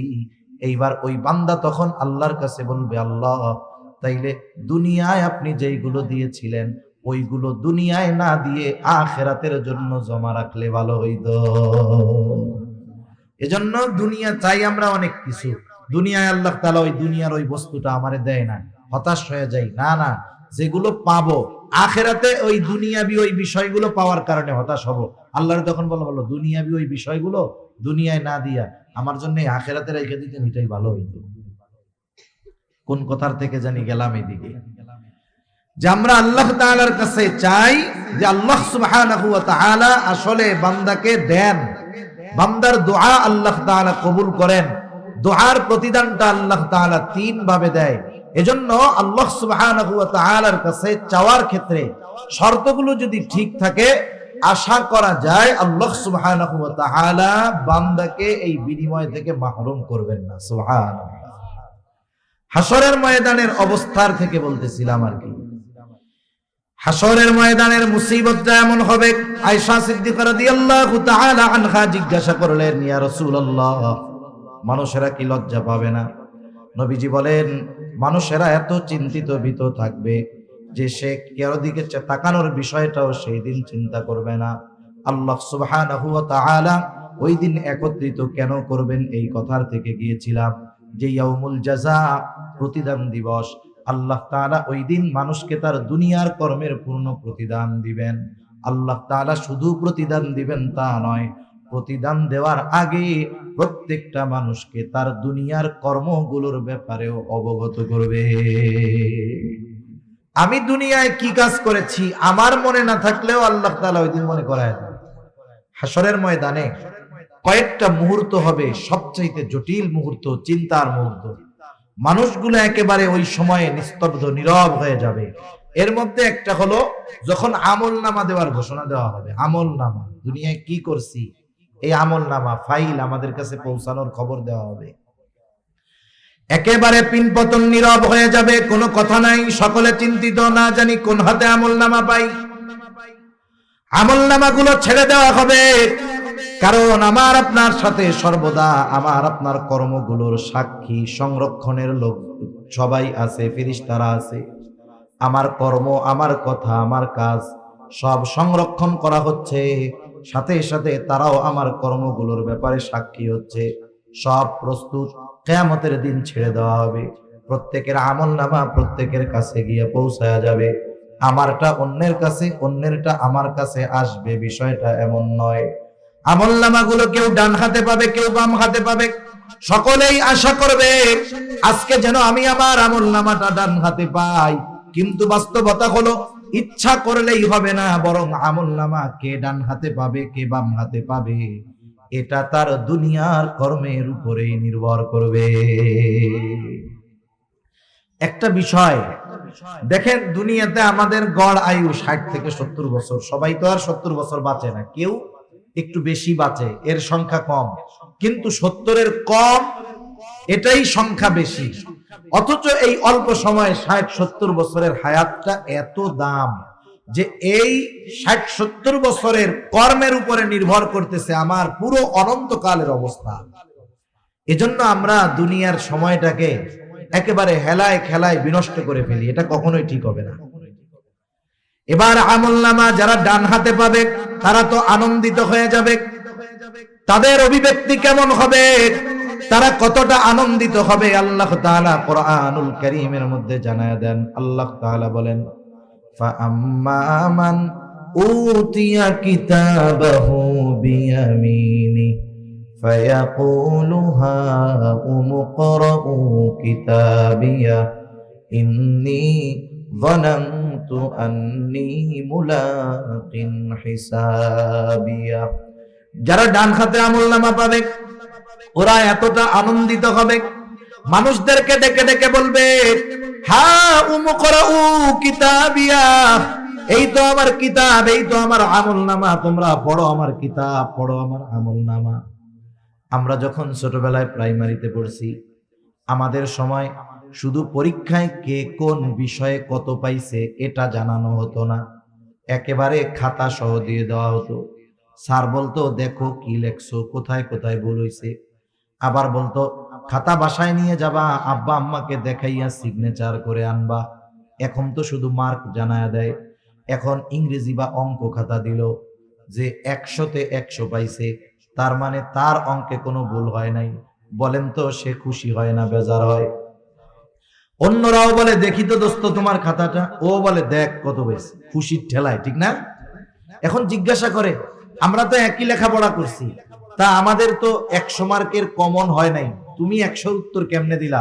ও বলে, দে শোনো, তোমরা তো রাত্রে ঘুমাই যাইতা, আমি এক্সট্রা ভাবে এই বাকি অঙ্কগুলোও করতাম, ওইগুলোর মধ্যে থেকে এগুলো আসছে, এজন্যই তো আমি 100-তে 100 পেয়েছি, ঠিক কিনা বলেন? এই যে 100-তে 100 পাইছে, কারণ বলে কি, আমি এক্সট্রা ভাবে লেখাপড়া করেছি। ডান হাতে যে আমলনামা পাবে সেও কেমন যেন ডান হাতে আমলনামা পাবার কারণগুলো বলে দিবে। কি কারণ? বলে ইন্নী যানানতু আন্নী মুলাকিন হিসাবিয়া। ডান হাতে আমলনামা পাবার কারণ, আমি এই ব্যাপারে দৃঢ় ধারণা রাখতাম, তথা দুনিয়ায় আমি এই ব্যাপারে দৃঢ় বিশ্বাসী ছিলাম, আমাকে আমার কর্মের হিসাবের মুখোমুখি হওয়া লাগবে। আমি দুনিয়াতে এই বিশ্বাসটা অন্তরের মধ্যে দৃঢ়ভাবে ধারণ করেছি যে দুনিয়ায় আমি যেই কর্ম করি না কেন, দুনিয়ার কারো কাছে হয়তো আমার হিসাব দেওয়া লাগবে না, দুনিয়ার আইনের ফাঁক ফোকর দিয়ে আমি বের হয়ে যেতে পারবো। আমি একাকী যদি কোনো অন্যায় করি কেউ দেখবে না, দুনিয়ার কারো কাছে আমার হিসাব দেওয়া লাগবে না। কিন্তু আমি এই চিন্তা করতাম, দুনিয়ার কারো কাছে আমার কর্মের হিসাব দেওয়া না লাগুক, আমার আল্লাহর সামনে আমাকে হিসাবের কাঠগড়ায় দাঁড়াতে হবে। একটা জিনিস আমাদের মনে রাখতে হবে, আমাদের দেশে অপরাধ দমন করার জন্য কত বাহিনী আছে না? পুলিশ আছে, র্যাব আছে, বিজিবি আছে, চিতা আছে, কোবরা আছে, তারপরে অন্যান্য কত বাহিনী আছে। আপনারা বলেন তো, বাহিনী, এই আইন শৃঙ্খলা বাহিনীর সংখ্যা দিন দিন বাড়ে না কমে? আইন শৃঙ্খলা রক্ষাকারী বাহিনীর সংখ্যা বাড়ে, সাথে সাথে অপরাধ বাড়ে না কমে? তার মানে বোঝা গেল দুনিয়ার আইন শৃঙ্খলা বাহিনী একটা মানুষের মধ্যে শৃঙ্খলা আনতে পারে না। দুনিয়ার আইন শৃঙ্খলা বাহিনী কিছু বিষয়ে অপরাধ দমন করতে পারলেও অপরাধ পরিপূর্ণ নির্মূল করতে পারে না। একটা জাতি তখনই পরিপূর্ণ অপরাধ থেকে বাঁচতে পারবে যখন ওই জাতির প্রত্যেকটা মানুষের অন্তরে এই বিশ্বাস হবে যে আমি যেই কর্ম করি না কেন দুনিয়ায় কারো সামনে হিসাব না দেওয়া লাগলেও কার সামনে দিতে হবে।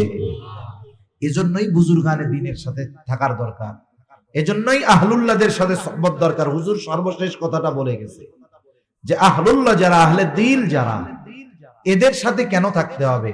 বলে ওদের থেকে কিছু আকর্ষণ গ্রহণ করার জন্য। ওই যে যোগ্যতা অর্জন করছে, যে নিজে আল্লাহর ভয়ে পাপাচার থেকে বেঁচে থাকে, মানুষ দেখা না দেখাকে তারা তোয়াক্কা করে না, এই ধরনের মানুষের সংস্পর্শতা আমাদেরকে ওই ধরনের গুণ অর্জনে অনেকটা সহায়ক হবে। এজন্য আমাদের দরকার সৎসঙ্গ দরকার। আল্লাহ তাআলা কোরআনুল কারীমের মধ্যে বলছেন, ইয়া আইয়ুহাল্লাযীনা আমানুত্তাকুল্লাহ ওয়া কুনু মা'আস সাদিকিন। হে ঈমানদারেরা, তোমরা মুত্তাকি হও। প্রশ্ন যদি করি আল্লাহ কেমনে মুত্তাকি হব, বলে ওয়া কুনু মা'আস সাদিকিন, সত্যবাদীদের সঙ্গী হয়ে যাও। এখন আল্লাহ তাআলা এখানে তো বলতে পারতেন আবিদিন, অন্যান্য গুণ আনতে পারতেন, দানশীলদের সঙ্গী হও, আবেদদের সঙ্গী হও। সাদিকিন কেন বলছেন? কারণ সত্যবাদিতা হলো এমন একটা গুণ যেই গুণের মধ্যে বাকি সব গুণ এমনিতেই পাওয়া যায়। সুবহানাল্লাহ। যেমন একটা উদাহরণ দেই, এখন এক গ্রামে একটা ছেলে ওই গ্রামের সবচাইতে উচ্চ শিক্ষিত হয়েছে। বাংলাদেশের উচ্চ শিক্ষা কি, ধরেন বিসিএস ক্যাডার হয়ে গেছে সে, বাংলাদেশের সর্বোচ্চ শিক্ষিত ব্যক্তি, ঢাকা ভার্সিটি থেকে অনার্স মাস্টার্স কমপ্লিট করে বিসিএস ক্যাডার, বড় চাকরিজীবী। এখন গ্রাম অঞ্চলের মানুষ, এখনো গ্রামের অনেক জায়গায় আছে মুরব্বীরা ম্যাট্রিক আইয়া পাস মনে করে এটা অনেক বড় শিক্ষিত। অথচ এই জামানায় দেখলাম পিয়নের চাকরির জন্য আইয়া পাস লাগে। অবস্থাটা কি? এখন এই ছেলে এত শিক্ষিত, গ্রামের সব মানুষ তারে দেখতে আসছে। ওই মুরব্বীও আসছে। কোন মুরব্বী?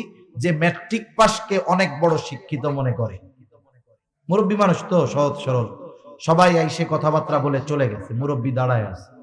এখন ওই ছেলেটারে জিজ্ঞাসা করতেছে, বাবা শুনলাম তুমি অনেক বড় শিক্ষিত, তা তুমি কি লেখাপড়া করছো, কি পাস করছো? ছেলেটা বলতেছে, চাচা আমি ঢাকা ভার্সিটি থেকে অনার্স মাস্টার্স শেষ করেছি, ফার্স্ট ক্লাস ফার্স্ট, রেজাল্ট খুব ভালো, সাথে সাথে আমি বিসিএস কমপ্লিট করেছি, ক্যাডার, বড় সরকারি চাকরি পেয়েছি। তো এখন মুরব্বী বলতেছে, বাবা বুঝলাম মাস্টার্স করছো, অনার্স মাস্টার্স করছো, বিসিএস ক্যাডার, তা বাবা তুমি কি ম্যাট্রিক পাস করছিলা বাবা? এখন আমারে গন্ধ, সে যদি আইএ পাস করতে চায় তাকে তো আগে ম্যাট্রিক পাস করতে হবে, ঠিক কিনা? এখন কেউ যদি বলে আমি মাস্টার্স কমপ্লিট, তাহলে আমি যদি তারে প্রশ্ন করি, ভাই আপনি অনার্স পাস করছিলেন, তাইলে এই প্রশ্নটা পুরো বোকার মতো প্রশ্ন হবে না? তাহলে যেই ব্যক্তি সত্যবাদিতার গুণ অর্জন করতে পেরেছে তার মধ্যে বাকি সব গুণ এমনিই পাওয়া যায়। যেই ব্যক্তি মাস্টার্স কমপ্লিট করেছে এর নিচে যত কিছু আছে সবগুলো সে এমনি অর্জন করেছে, ঠিক কিনা বলেন? এজন্য আমাদের সোহবত দরকার। আহলে দিল যারা, এদের সাথে যদি থাকি আমার দিলের পরিবর্তন হবে। দেখবেন প্রশাসনের চিন্তা আসবে না, আল্লাহর ভয়ে গুনাহমুক্ত জিন্দেগি গঠন করা সম্ভব হবে। তাহলে সে বলবে ইন্নী যানানতু আন্নী মুলাকিন হিসাবিয়া, আমি এই ব্যাপারে দৃঢ় ধারণা রাখতাম তথা দৃঢ় বিশ্বাস রাখতাম আমাকে আমার কর্মের হিসাবের মুখোমুখি হওয়া লাগবে। এই জন্য দুনিয়ায় আল্লাহর ভয়ে হিসাবের ভয়ে গুনার থেকে বেঁচে থেকেছি। আজকে আমল নামা পেয়ে গেছি ডান হাতে, আর একদল আমল নামা পাবে বাম হাতে। ওই যে পরীক্ষার রেজাল্ট যখন দিত, অন্যান্য বিষয় যেমন তেমন, অনেকে কিন্তু অঙ্কে 2টা ঘোড়ার ডিমও পাইত। 0 100-র মধ্যে 0 পাওয়া যায় যেই সব সাবজেক্টে, এর মধ্যে অন্যতম হলো অঙ্ক। কারণ ওই জায়গায় যোগের জায়গা বিয়োগ হইলেই অঙ্ক শেষ, বাকি লেখা সব বিফল। ঠিক কিনা বলেন? এখন আরেকজন মনে করেন 2টা ঘোড়ার ডিম পেয়েছে, ও তো 100-তে 100 পেয়ে আনন্দিত, খাতা অন্যদেরও দেখায়, অন্যরাও দেখে। এখন যে 2টা ঘোড়ার ডিম পাইছে, বলেন তো সে খাতা পাওয়ার পরে নিজে দেখবে, অন্যদের দেখাবে? কেউ দেখতে চাইলে তারে দেখাবে? ও খাতা আগে ব্যাগের মধ্যে ভরবে, মাথা নিচে করে দিবে, বন্ধু বান্ধবের সামনে লজ্জায় মাথা উঠাবে না। মনে মনে কি বলবে? আমার মনে হয় মনে মনে তখন বলবে, আল্লাহ রে, গতকাল যদি এই সারের বাড়ি আগুন ধরে সব পুড়িয়া ছাই হয়ে যেত, তাইলে তো কম পক্ষে আমার আজকে এই ঘোড়ার ডিম 2টা পাওয়া লাগতো না। দেখেন, সবাই তাকে চিনে, সেও সবাইকে চিনে, কতটা লজ্জিত হবে সে। যারা বাম হাতে আমলনামা পাবে তাদের অভিব্যক্তি কেমন হবে?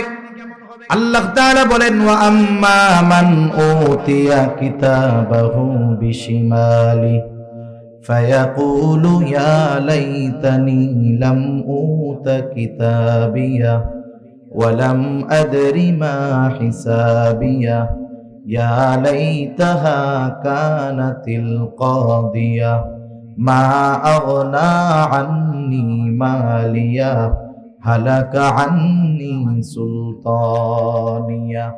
বাম হাতে যে আমলনামা পাবে সে বলবে, ইয়া লাইতানি লাম উতা কিতাবিয়া, হায় রে, আমি যদি এই কিতাব না পাইতাম কতই না ভালো হতো। ওয়ালাম আদরি মা হিসাবিয়া, আমি যদি এই হিসাবটা না জানতাম কতই না ভালো হতো। ইয়া লাইতাহা কানাতিল কাদিয়া মা আগনা আন্নি মালিয়া হালাকা আন্নি সুলতানিয়া। ওই যে প্রথমবার মরছিলাম, ওই মরাটাই যদি আমার চূড়ান্ত মৃত্যু হয়ে যাইতো কতই না ভালো হতো। এবার আফসোস করবে, আরে আমার দুনিয়ার কোনো মাল আজকে কাজে আসলো না, আমার ক্ষমতা আমার কোনো কাজে আসলো না। তার মানে 2টা বিষয় এখানে উল্লেখ করার দ্বারা বোঝা যায়, একটা মানুষ অবাধ্য হয়ে যায় বিশেষ করে 2টা কারণে, যখন সে টাকাওয়ালা হয় আর যখন সে ক্ষমতাওয়ালা হয়। এই সমাজে যত অবাধ্য আছে দেখবেন এই 2টা বিষয়ের একটা তার মধ্যে আছে, নাইলে টাকা আছে নাইলে তার ক্ষমতা আছে। ও এই 2টো জিনিস দুনিয়াতে ব্যবহার করে সকল ধরনের পাপাচারে লিপ্ত হয়, আর এই 2টা জিনিসকে সে দুনিয়ায় পাওয়াকে গর্বের মনে করে। আর কিয়ামতের দিন এই মাল এবং ক্ষমতার জন্য যখন আমলনামা বাম হাতে আসবে, ওই দিন এই 2টার জন্য সে আফসোস করবে, আরে আমার মাল আমারে শেষ করে দিল, আমার ক্ষমতা আমাকে শেষ করে দিল। এজন্য আমরা যারা মাল নাই, ক্ষমতা নাই, সম্পদ নাই, ক্ষমতাও নাই, আফসোসের কোনো কারণ নাই। যদি আল্লাহ দেন বৈধ ওয়েতে, বৈধ পদ্ধতিতে, ওটা আমি দ্বীনের জন্য ব্যয় করব। মাল আছে, দ্বীনের জন্য ব্যয় করব। ক্ষমতা আছে, আমি দ্বীনের জন্য ব্যয় করব। কখনো অন্যায় কাজে যদি এগুলো ব্যবহার করি, কিয়ামতের দিন আমাকে আপনাকে এই মাল ক্ষমতার জন্য আফসোস করা লাগবে। এখন আসেন মূল কথা, যেই আয়াতগুলো তিলাওয়াত করলাম। আল্লাহ তাআলা বলেন, কুল্লু নাফসিম বিমা কাসাবাত রহিনা, প্রত্যেকটা মানুষ তার কর্মের কারণে আবদ্ধ থাকবে। মুফাসসিরিনে কেরাম বলেন, এখানে উদ্দেশ্য হলো বাম হাতে যারা আমলনামা পাবে তারা তাদের কর্মের কারণে জাহান্নামের মধ্যে আবদ্ধ থাকবে। ইল্লা আসহাবাল ইয়ামিন, তবে যারা ডান হাতে আমলনামা পেয়েছে তারা নয়, কারণ ডান হাতে যারা আমলনামা পাবে ঠিকানা হলো জান্নাত। এইবার জান্নাতি জান্নাতের মধ্যে, জাহান্নামী জাহান্নামের মধ্যে। জান্নাতে যাওয়ার আগ পর্যন্ত জান্নাতীর টেনশন থাকবে, পেরেশানি থাকবে, কিন্তু জান্নাতে যাওয়ার পরে আর কোনো টেনশন থাকবে না। হাসরের ময়দানে কেমন চিন্তিত থাকবে মানুষ। আল্লাহ তাআলা বলেন, ইয়াউমা ইয়াফিরুল মারউ মিন আখিহি ওয়া উম্মিহি ওয়া আবিহি ওয়া সাহিবাতিহি ওয়া বানিহি লিকুল্লি ইমরিইম মিনহুম ইয়াওমাইযিন শা'নুন ইউগনি। আল্লাহ তাআলা বলেন, কিয়ামতের দিন ভাই ভাইয়ের থেকে পলায়ন করবে। ওয়া উম্মিহি ওয়া আবিহি, পিতামাতার থেকে পলায়ন করবে। ওয়া সাহিবাতিহি ওয়া বানিহি, দুনিয়ায় যেই স্ত্রী সন্তানের চেহারা দেখলে সারা দিনের ক্লান্তি নিমেষে দূর হয়ে যায়, ওই দিন সেই সন্তান থেকে পলায়ন করবে। কেউ চাইবে না পরিচিত কারো সাথে কারো দেখা হয়ে যাক। ওই দিন সকলে একে অপরের থেকে লুকায়া থাকবে, প্রত্যেকটা মানুষ নিজের চিন্তায় বিভোর থাকবে।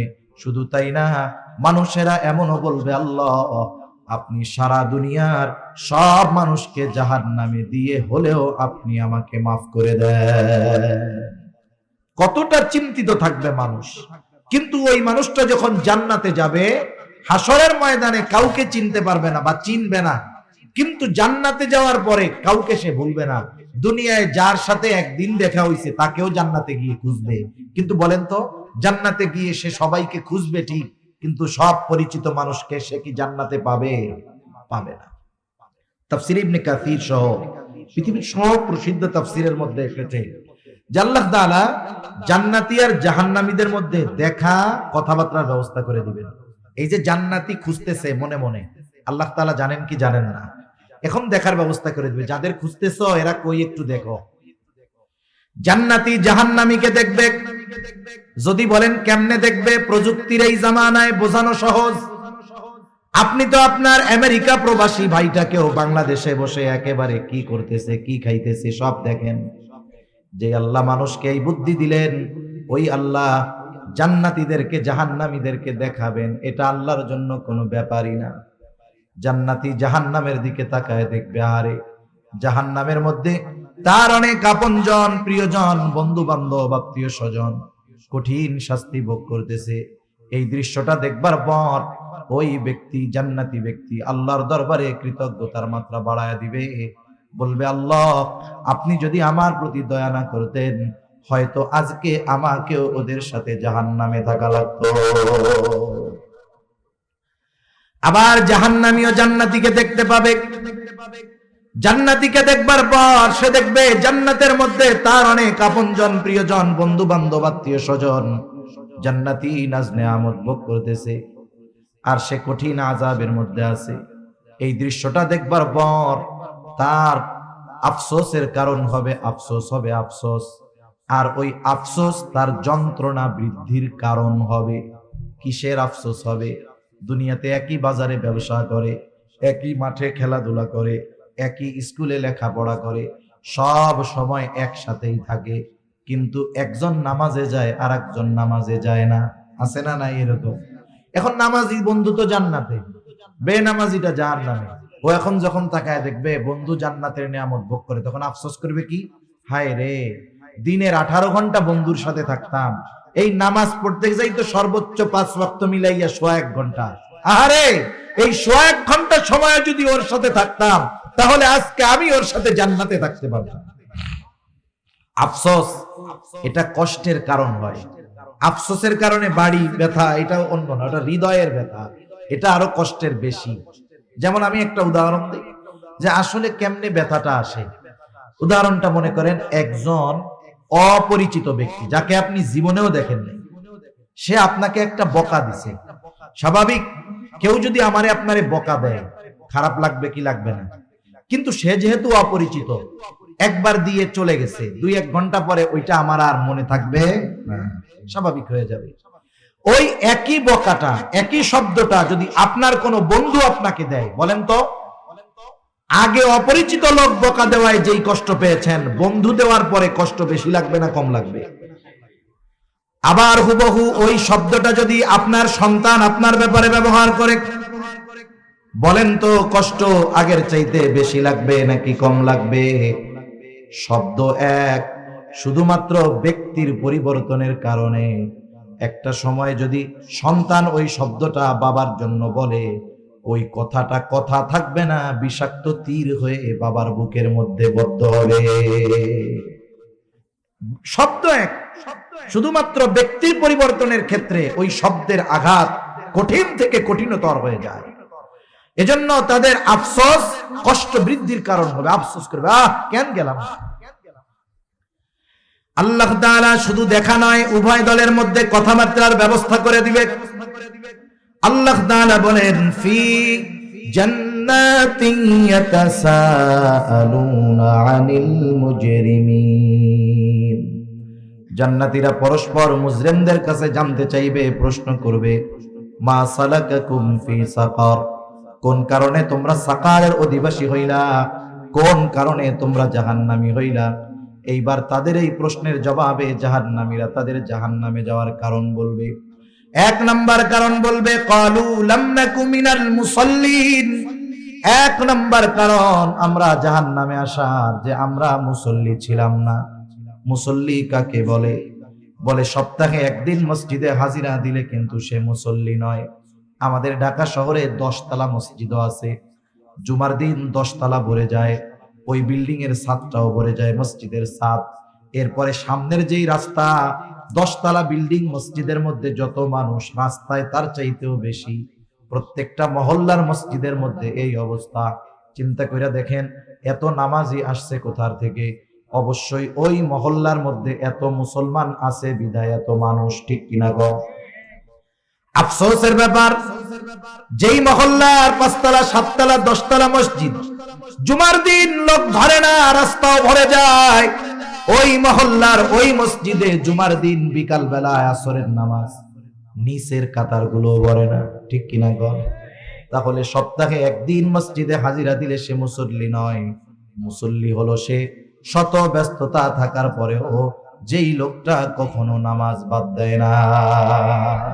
আর আসল মুসল্লি যে, সে যে কর্মেই ব্যস্ত থাক, তার অন্তর মসজিদের সাথে একটা কানেকশন থাকে। হাদিসের মধ্যে আসছে, কিয়ামতের দিন সূর্য তো একেবারে কাছে থাকবে। সূর্য এখন 9,30,00,000 মাইল দূরে। বিজ্ঞান বলে সূর্যের শীতল দিক যেটা, সেটা পৃথিবীর দিকে দেওয়া। তাই এই সূর্যের তাপ গরমের দিন আমাদের দেশে সহ্য করা কত কষ্ট। ওই সূর্যটা কিয়ামতের দিন একেবারে কাছে থাকবে এবং গরম দিকটা হাসরবাসীর দিকে থাকবে। নবীজি বলেন, ওই দিন কোথাও কোনো ছায়া থাকবে না আরশের ছায়া ছাড়া। আরশের ছায়ায় 7 শ্রেণীর মানুষ স্থান পাবে। নবীজি বলেন, এই 7 শ্রেণীর মধ্য থেকে এক শ্রেণী, রাজুলুম কলবুহু মুআল্লাকুম ফিল মাসাজিদ, ওই ব্যক্তি আরশের ছায়ায় স্থান পাবে যার অন্তর সর্বদা মসজিদের সাথে লাগানো থাকতো। সে মসজিদে থাকতো তা নয়, বরং তার অন্তর মসজিদের সাথে লাগানো থাকতো। আপনাদের এলাকায় অনেক যুবক, অনেকে আছে না প্রবাসে আছে না বিদেশে, মাঝে মধ্যে দোস্তরে ফোন দেয়, মার কাছে ফোন সৌদি আরব, কিন্তু আমার মনটা তো বাসার মধ্যে পড়ে রয়েছে। আমার দেহটা সৌদি, কিন্তু আমার মন কোথায়? বলে মন তো আমার বাড়িতে পড়ে রয়েছে। একজন মুসল্লি সে যেখানেই যাক না কেন, কর্ম করে, যা করে করুক, তার মন পড়ে থাকে মসজিদের সাথে। এজন্য সে যেখানেই যাক, যখনই নামাজের সময় হয়, সব ব্যস্ততাকে উপেক্ষা করে সে আগে মসজিদে গিয়ে হাজিরা দেয়, ঠিক কিনা বলে? নাইলে তার অন্তরের মধ্যে প্রশান্তি আসে না। এখন আমাদের সমাজে মানুষ নামাজ পড়ে না, এ সংখ্যাটাই বেশি। 5 ওয়াক্ত নামাজ না পড়ার সংখ্যাই বেশি। এখন কেন পড়ে না? না পড়ার যে কারণগুলো, এর মধ্যে অন্যতম একটি কারণ, মানুষ রুজি রোজগার করতে গিয়া নামাজ পড়ার টাইম পায় না। সিএনজি ওয়ালাকে জিজ্ঞাসা করেন, নামাজ পড়ো না কেন? বলে, আমি তো গাড়ি চালাইয়াই শেষ করতে পারি না, নামাজ পড়বো কোন সময়? আপনি চাকরিজীবীকে জিজ্ঞাসা করেন, নামাজ পড়তে পারো না কেন? বলে, ডিউটি করেই শেষ করতে পারি না, নামাজ পড়বো কোন সময়? ব্যবসায়ীকে জিজ্ঞাসা করেন, নামাজ পড়ো না কেন? বলে, ব্যবসার ব্যস্ততা, কাস্টমারের চাপ, নামাজ পড়ার টাইমই পাই না। এইরকম কথা বলনেওয়ালা লোক সমাজে আছে না নাই? আপনাদের জিজ্ঞাসা করি, এই যে মানুষ কর্ম করে, পরিশ্রম করে, অবশ্যই শখে করে না, করে রিজিকের জন্য, ঠিক কিনা বলে? জীবন উপকরণের জন্য করে। এখন যেই রিজিক উপার্জন করতে গিয়ে নামাজ পড়ার সুযোগ পায় না, টাইম পায় না, একটু বুঝে থাকলে জবান খুলে জবাব দিবেন, বলেন তো মানুষগুলো যেই রিজিক অর্জন করতে গিয়ে নামাজ পড়ার টাইম পায় না, সেই রিজিকের মালিক কে? আরো জোরে বলেন না কে? তার মানে বোঝা গেল রিজিকের মালিক হলেন আল্লাহ, আমার কর্ম আমাকে রিজিক দেয় না, মূলত রিজিক দেন আল্লাহ। এখন বলেন, রিজিকের মালিক যদি রিজিক পাওয়ার পদ্ধতি বলে দেয়, এর চাইতে উত্তম পদ্ধতি আর কোনটা হতে পারে নাকি? আমরা ইমানদার, আমরা শুধু কর্মের উপরে ডিপেন্ড করব না। শুধু কর্মের উপরে ডিপেন্ড করে তাকদীর, ভাগ্যকে অবিশ্বাস যারা করে, এরা যত উন্নত বিশ্বের লোক হোক না কেন, এরা হতাশা, ডিপ্রেশন, টেনশনে ভুগে বেশি। আর ইমানদার যখন চেষ্টা কইরা না পায়, কয় তকদিরে ছিল না, পাই নাই, সব শেষ, টেনশন সব কি মুহূর্তের ভিতরে শেষ। এখন রিজিকের মালিক আল্লাহ, আমার কর্ম আমাকে রিজিক দেয় না, রিজিকের মালিক আল্লাহ, আল্লাহ তাআলাই রিজিক দেন। মনে রাখবেন, আমরা আমরা আমরা আমাদের কর্মের মাধ্যমে কিছু পাইতে পারি, কিন্তু ওটার মধ্যে বরকত থাকবে না। কিন্তু আল্লাহ তাআলা যদি দেন, তার শর্ত ঠিক যদি রাখি আমরা, আল্লাহর পক্ষ থেকে যে রিজিক আসবে, ওটা যদি অল্প হয়, ওর মধ্যে বরকত থাকবে। ঠিক কিনা বলেন? এখন আসেন, রিজিকের মালিক রিজিক পাওয়ার পদ্ধতি কি বলেছেন? আল্লাহ তাআলা বলেন, ওয়া'মুর আখলাকা বিস-সালাতি ওয়াসতাবির আলাইহা লা নাসআলুকা রিজকা। আল্লাহ রাব্বুল আলামিন বলেন, ওয়া'মুর আখলাকা বিস-সালাতি ওয়াসতাবির আলাইহা। আল্লাহ তাআলা বলেন, তুমি তোমার অধীনস্থদেরকে নামাজের আদেশ করো, তুমিও তার উপরে অটল থাকো। আমি যদি আল্লাহর পক্ষ থেকে যদি বরকতময় রিজিক আশা করি, তাহলে এক নাম্বার, আমাকে তো নামাজি হতেই হবে, ঘরের মানুষদেরকেও নামাজি বানাতে হবে। ওয়া'মুর আহলাকা বিস-সালাহ, মনে রাখবেন, আপনি একা নামাজি, তাহাজ্জুদ, তাওয়াবিন, ইশরাক বাদ দেন না, কিন্তু আপনার ঘরের ছেলেটা নামাজ পড়ে না, আপনার মেয়েটা নামাজ পড়ে না, আপনার স্ত্রী নামাজ পড়ে না, আপনি দ্বীনের উপরে চলেন, কিন্তু আপনার পরিবার পরিজন দ্বীনের উপরে চলে না। মনে রাখবেন, আপনার অধীনস্থ মানুষগুলো বদ্দীন হওয়ার কারণে আল্লাহ তাআলা আপনার রিজিককে সংকুচিত করে দিবে। এজন্য আপনার রিজিকে বরকত আসার অন্যতম মাধ্যম আপনার পরিবারও দ্বীনদার হতে হবে। অনেক মানুষ আছে মাঝে মধ্যে আমাদের সাথে মেসেজ দেয়, ফোন দেয়, প্রবাস থেকে দেয়, যে হুজুর এত ইনকাম করি, বরকত নাই। তা আমি আবার মাঝে মধ্যে জিজ্ঞাসা করি, প্রবাসে যারা থাকে এদের তিনটা রোগ বেশি থাকে। কয়টা রোগ? একটা হলো জুয়া খেলার রোগ, 2 নাম্বার হলো মদ পান করার রোগ, নেশার রোগ, 3 নাম্বার হলো নারী ঘটিত রোগ। সমস্যা আছে এইগুলা? বলে হুজুর আল্লাহর কসম এগুলা কোনো কিছু নেই, বিড়ি সিগারেটও খাই না, নামাজ কালাম ঠিক মতো পড়ে না, পড়ি হুজুর, ডিউটি করি, নামাজ কালাম পড়ি, বিশ্রাম নেই, আপনাদের ওয়াজ নসিহত শুনি, এতটুকু শেষ। আমি আবার কয়েকজনকে জিজ্ঞাসা করেছি, আপনার তো সব ঠিক আছে, তা ঘরের অবস্থা কি, বাড়ির অবস্থা কি? বলে হুজুর এ কথা আর বললেন না, বেতন পাঠাইতে দেরি, মার্কেটে যাইতে দেরি হবে না, এত ফোন দিয়া বিদেশের থেকে আমি জাগাই, ফজরের নামাজের জন্য পড়ে না, ছেলেটা কথা শুনে না, মেয়েটা নামাজ পড়ে না। আমি কয়েকজনরে এরকম বলছি, ভাই আপনি তো ছিদ্র কলসে পানি ঢালতেছেন, কিয়ামত পর্যন্ত হায়াত পাবেন, ঢালতে থাকবেন, কিন্তু কখনো ভর্তি হবে না। সেজন্য আপনি আপনার পরিবারকে আগে দ্বীনের মধ্যে আনেন, লক্ষ টাকা নয়, অল্প টাকাও যদি হয় আল্লাহ তাআলা বরকত দিয়ে দিবে ইনশাআল্লাহ। আপনি দেখেন তো, এই সমাজে সবচাইতে কম উপার্জন হলো ইমাম সাহেব, মাদ্রাসার শিক্ষক, মুয়াজ্জিন, এনাদের। যদিও ইমাম, নেতা নাম, কিন্তু বেতন নাই। ওনাদের পরিশ্রম হিসাবে ওনাদের সম্মানই বাস্তবেই কম। ওনাদের ডিউটি, কোন সরকারি ছুটির দিন নাই, একেবারে প্রত্যেক দিন 24 ঘন্টা ডিউটি। যেই দিন আপনার চাকরি ছুটির দিন শুক্রবার, ওই দিন ওনারও ডিউটি বেশি। ঠিক কিনা বলেন? সেই অনুযায়ী বাস্তবতা হলো ওনাদের যেই সম্মানই একেবারে কম। এই সমাজে একটা রিক্সাওয়ালাও যদি মোটামুটি 10-12 ঘন্টা রিক্সা চালায়, কমপক্ষে মাসে 30,000 টাকা উপার্জন করতে পারে। কিন্তু বাস্তবতা হলো আমাদের রাজধানী ঢাকা শহরের বড় বড় মসজিদগুলোর মধ্যেও ইমামের বেতন 30,000, এটা হাতে গোনা কয়েকটা মসজিদে হবে। অধিকাংশ 15 থেকে 20-এর মধ্যে। আপনাদের কি মনে হয়, যেই বাজার দর, যেখানে 1 কেজি খেজুরের কম দামি খেজুর, ওইটার মধ্যেই 220 টাকা ট্যাক্স, আর বেশিটার কথা তো বাদ দিলাম। যেই সমাজে এত দ্রব্যমূল্যের ঊর্ধ্বগতি, চারজন লোক যদি থাকে এক ফ্যামিলিতে, স্বামী স্ত্রী 2 জন সন্তান, বলেন তো বাসা ভাড়া টাড়া দিয়ে 20,000 টাকায় হয়? এটা বলেন, হয় না। এরপরেও দেখবেন কোন ইমাম অল্প উপার্জন হলেও এ কখনো অভাবে পড়ে না। মানুষের কাছে এসে বলে না যে আমার সব শেষ হয়ে গেল। যদিও উপার্জন কম, বলে বরকত আছে। বরকতটা কেমনে হয়? হওয়ার কারণটা কি? একজন ইমাম, আপনি কখনো ইমামের ঘরে তার যে ওয়াইফ, সে বেনামাজি হয় না। ইমামের ঘরের ওয়াইফ সে নামাজি হয়। ইমামের ঘরে তার মা বাবা থাকলে নামাজি হয়। ইমামের ঘরের সন্তানগুলো নামাজি হয়।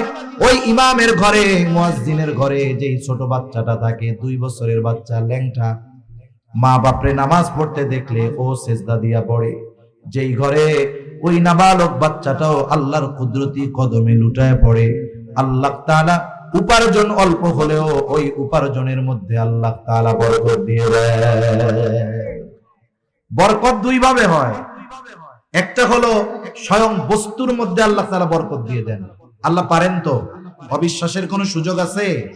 যেমন খন্দকের যুদ্ধের সময় সবাই পরীক্ষা খনন করতেছে, সব সাহাবায়ে কেরাম ক্ষুধার্ত, নবীজি পেটের মধ্যে 2টা পাথর বাঁধছে। আরে আমি কালকে একটা ছবি দেখলাম, গাজার একটা ছেলে, একটা ছবি দেখলাম, পেটের মধ্যে পাথর বাইদা রাখছে ক্ষুধায়। আমরা মুসলিম উম্মাহ কি জবাব দিব যে আল্লাহ তাআলার কাছে? মনে রাখবেন, আজকে যদি আমরা আমাদের ভাইকে বাঁচানোর জন্য ঐক্যবদ্ধ না হই, একত্রিত না হই, তাদেরকে যদি সাহায্যের জন্য আমরা ঐক্যবদ্ধভাবে এগিয়ে না যাই, একদিন আমাকেও বাঁচার জন্য একা দাঁড়াতে হবে, কেউ আমার আপনার পাশে আসবে না। এই যে রমজান মাস আসতেছে, গোটা আরবে যেই পরিমাণ খাবার অপচয় হয়, ওই পরিমাণ খাবার যেটা প্রতি বছর শুধুমাত্র আরবে অপচয় হয়, ওটা যদি আফ্রিকা মহাদেশে দিয়ে দেওয়া হতো, আফ্রিকা মহাদেশের মানুষের খাবারের কষ্ট দূর হতো। এই রমজান মাস কত খাবার অপচয় হবে। অথচ দেখেন, গাজার শিশু এখনই পেটের মধ্যে পাথর বেঁধে রাখছে, চতুর্দিক থেকে ঘিরে রাখছে। 57টা মুসলিম কান্ট্রি, এরা যদি শুধু একটু আওয়াজ করত, ওখান থেকে ইসরায়েল কেন, গোটা দুনিয়ার সম্মিলিত পরাশক্তি পালাইতে বাধ্য হতো, ঠিক কিনা বলেন? কিন্তু বাস্তবতা হলো আমরা তো 1000 মাইল দূরে, আমরা সীমান্তের বেড়া জালে গেড়া কলে আটকে গিয়েছি। আমাদের মন চায় আমাদের ভাইদের পাশে গিয়ে দাঁড়াইতে, কিন্তু আমরা অক্ষম। তবে দোয়ায় আমরা ওদেরকে কখনো ভুলবো না। মনে রাখবেন, ওরা অল্প মানুষ, একটা সংগঠন হামাস, এর বিরুদ্ধে লড়াই করতেছে গোটা ন্যাটো শক্তি, মানে কি ইউরোপ আমেরিকা সম্মিলিতভাবে ওদের বিরুদ্ধে যুদ্ধ করতেছে। একটা দেশের বিরুদ্ধে না, একটা সংগঠনের বিরুদ্ধে।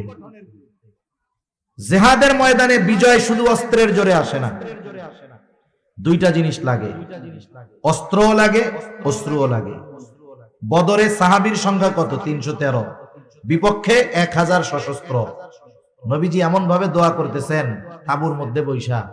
আবু বকর সিদ্দিক রাদিয়াল্লাহু তাআলা আনহু আয়েশা বলতেছে, ইয়া রাসূলুল্লাহ আপনি থামেন, যথেষ্ট হইছে, আল্লাহ আমাদেরকে বিজয় দান করবে।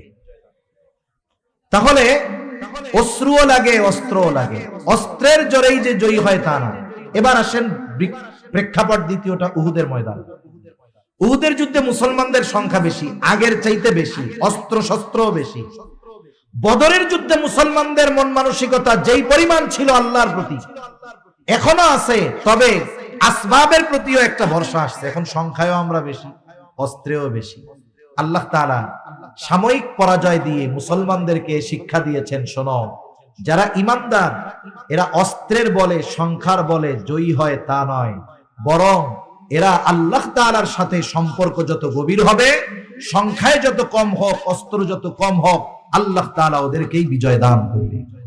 এ বদর যুদ্ধ ছিল মুসলমানদের জন্য শিক্ষণীয় এক বিষয়, যার কারণে এর পরবর্তী সময় থেকে নিয়ে মুসলমানেরা অনেক সংখ্যায় হলেও, অস্ত্র অনেক থাকলেও, অস্ত্র এবং সংখ্যার উপরে তারা কোনো সময় ডিপেন্ড করে নাই, আল্লাহ তাআলার উপরে তারা ভরসা রেখেছে। তাহলে আমরা তো অস্ত্র দিয়ে ওদের সাথে যুদ্ধ করতে পারবো না, আমরা অস্ত্র দিয়ে দোয়া করব। রমজান মাস আসতেছে, দোয়া কবুলের মাস। আমরা খাস করে প্রত্যেকটা দোয়ায় ওদেরকে উল্লেখ করব। আমাদের সমস্যা হলো, যখন সংবাদ মাধ্যম, গণমাধ্যম একটা বিষয়কে বেশি ফলাও করে প্রচার করে, ওই সময় আমাদের মধ্যে কিছু আবেগ দরদ জেগে ওঠে।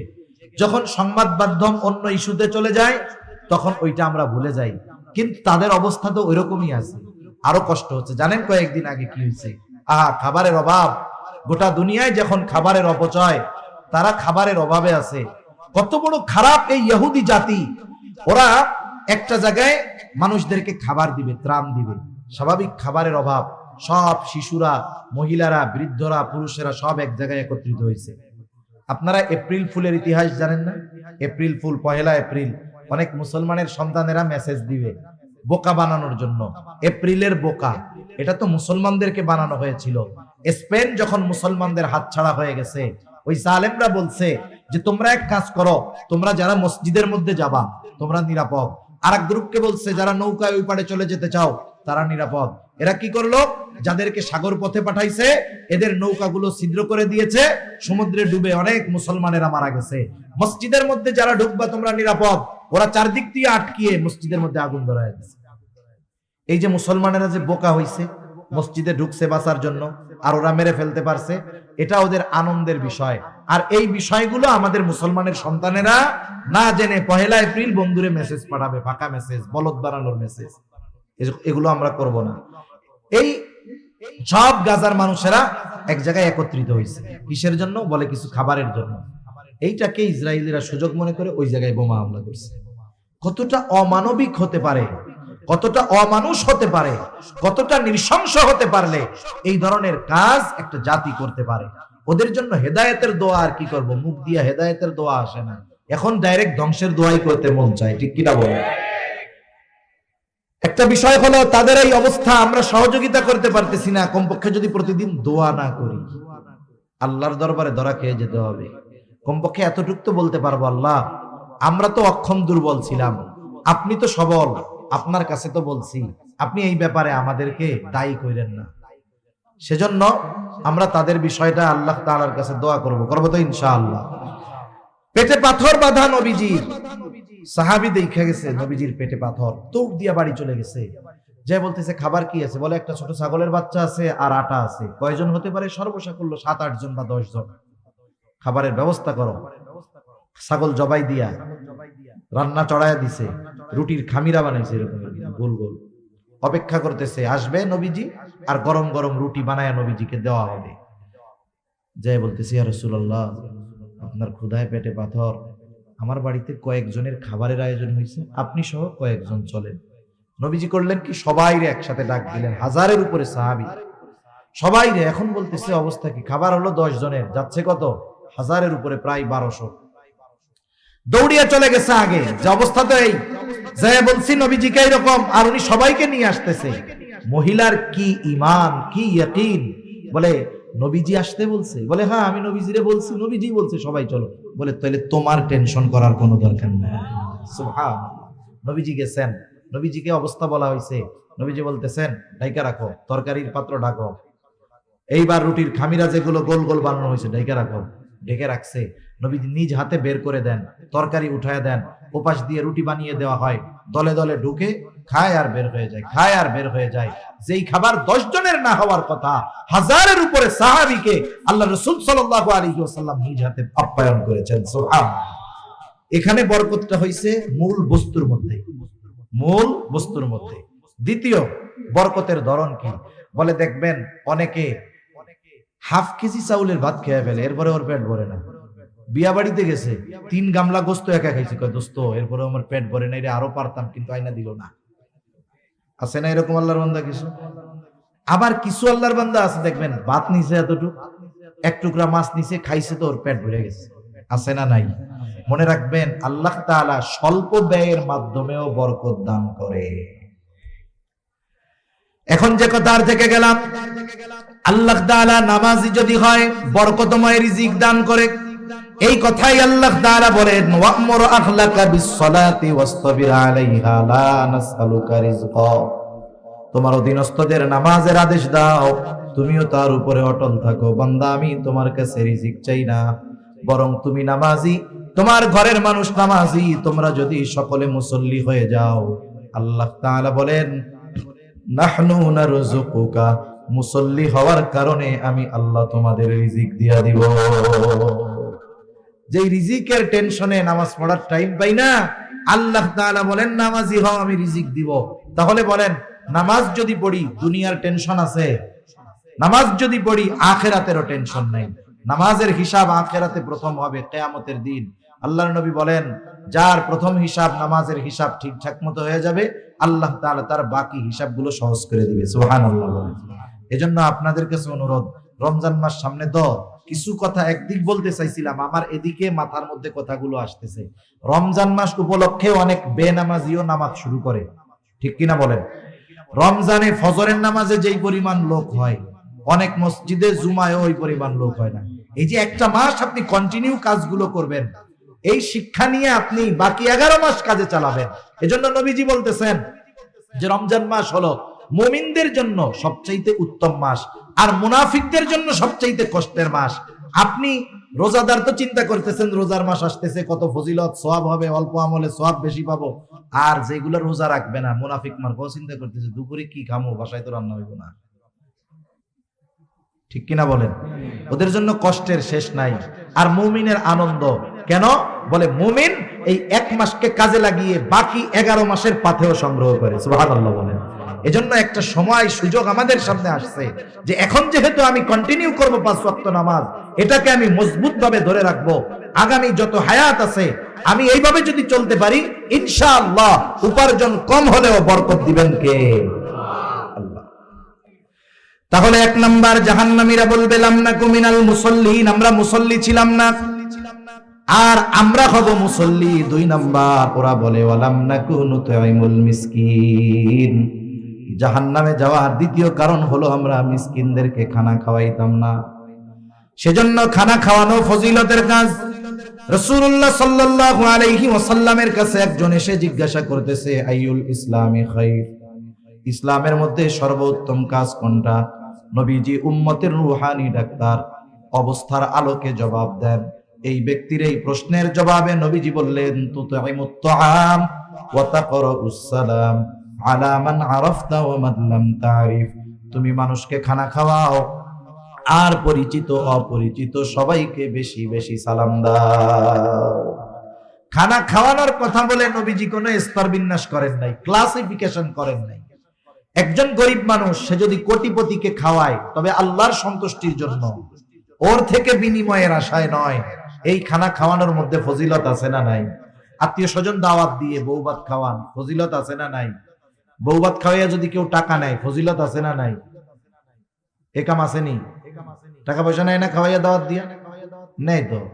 কয় হুজুর ফজিলত নাই, কে কইছে? টাকা পয়সা পাইলাম এটা ফজিলত না, এটা তো নগদ ফজিলত। খবরদার, আমি যাকে দাওয়াত দিব তাকে আল্লাহর জন্য দাওয়াত দিব। আমি আমার কার্ডে লিখে দিব যে কোনো গিফট গ্রান্ট করা হবে না, আল্লাহর জন্যই আপনাকে দাওয়াত দিয়েছি। সাহাবায়ে কেরাম খাওয়াইয়া কি বলতো? ইন্নামা নুতঈমুকুম লিওয়াজহিল্লাহ, আমরা তোমাদেরকে খানা খাওয়াইছি কার জন্য?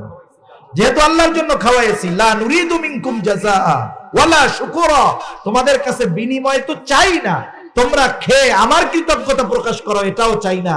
কেন? বলে খাওয়াইছি আল্লাহর কৃতজ্ঞতা প্রকাশ করো, খাওয়াইছি আল্লাহর জন্য, বিনিময় যিনি দিবেন তিনি কে?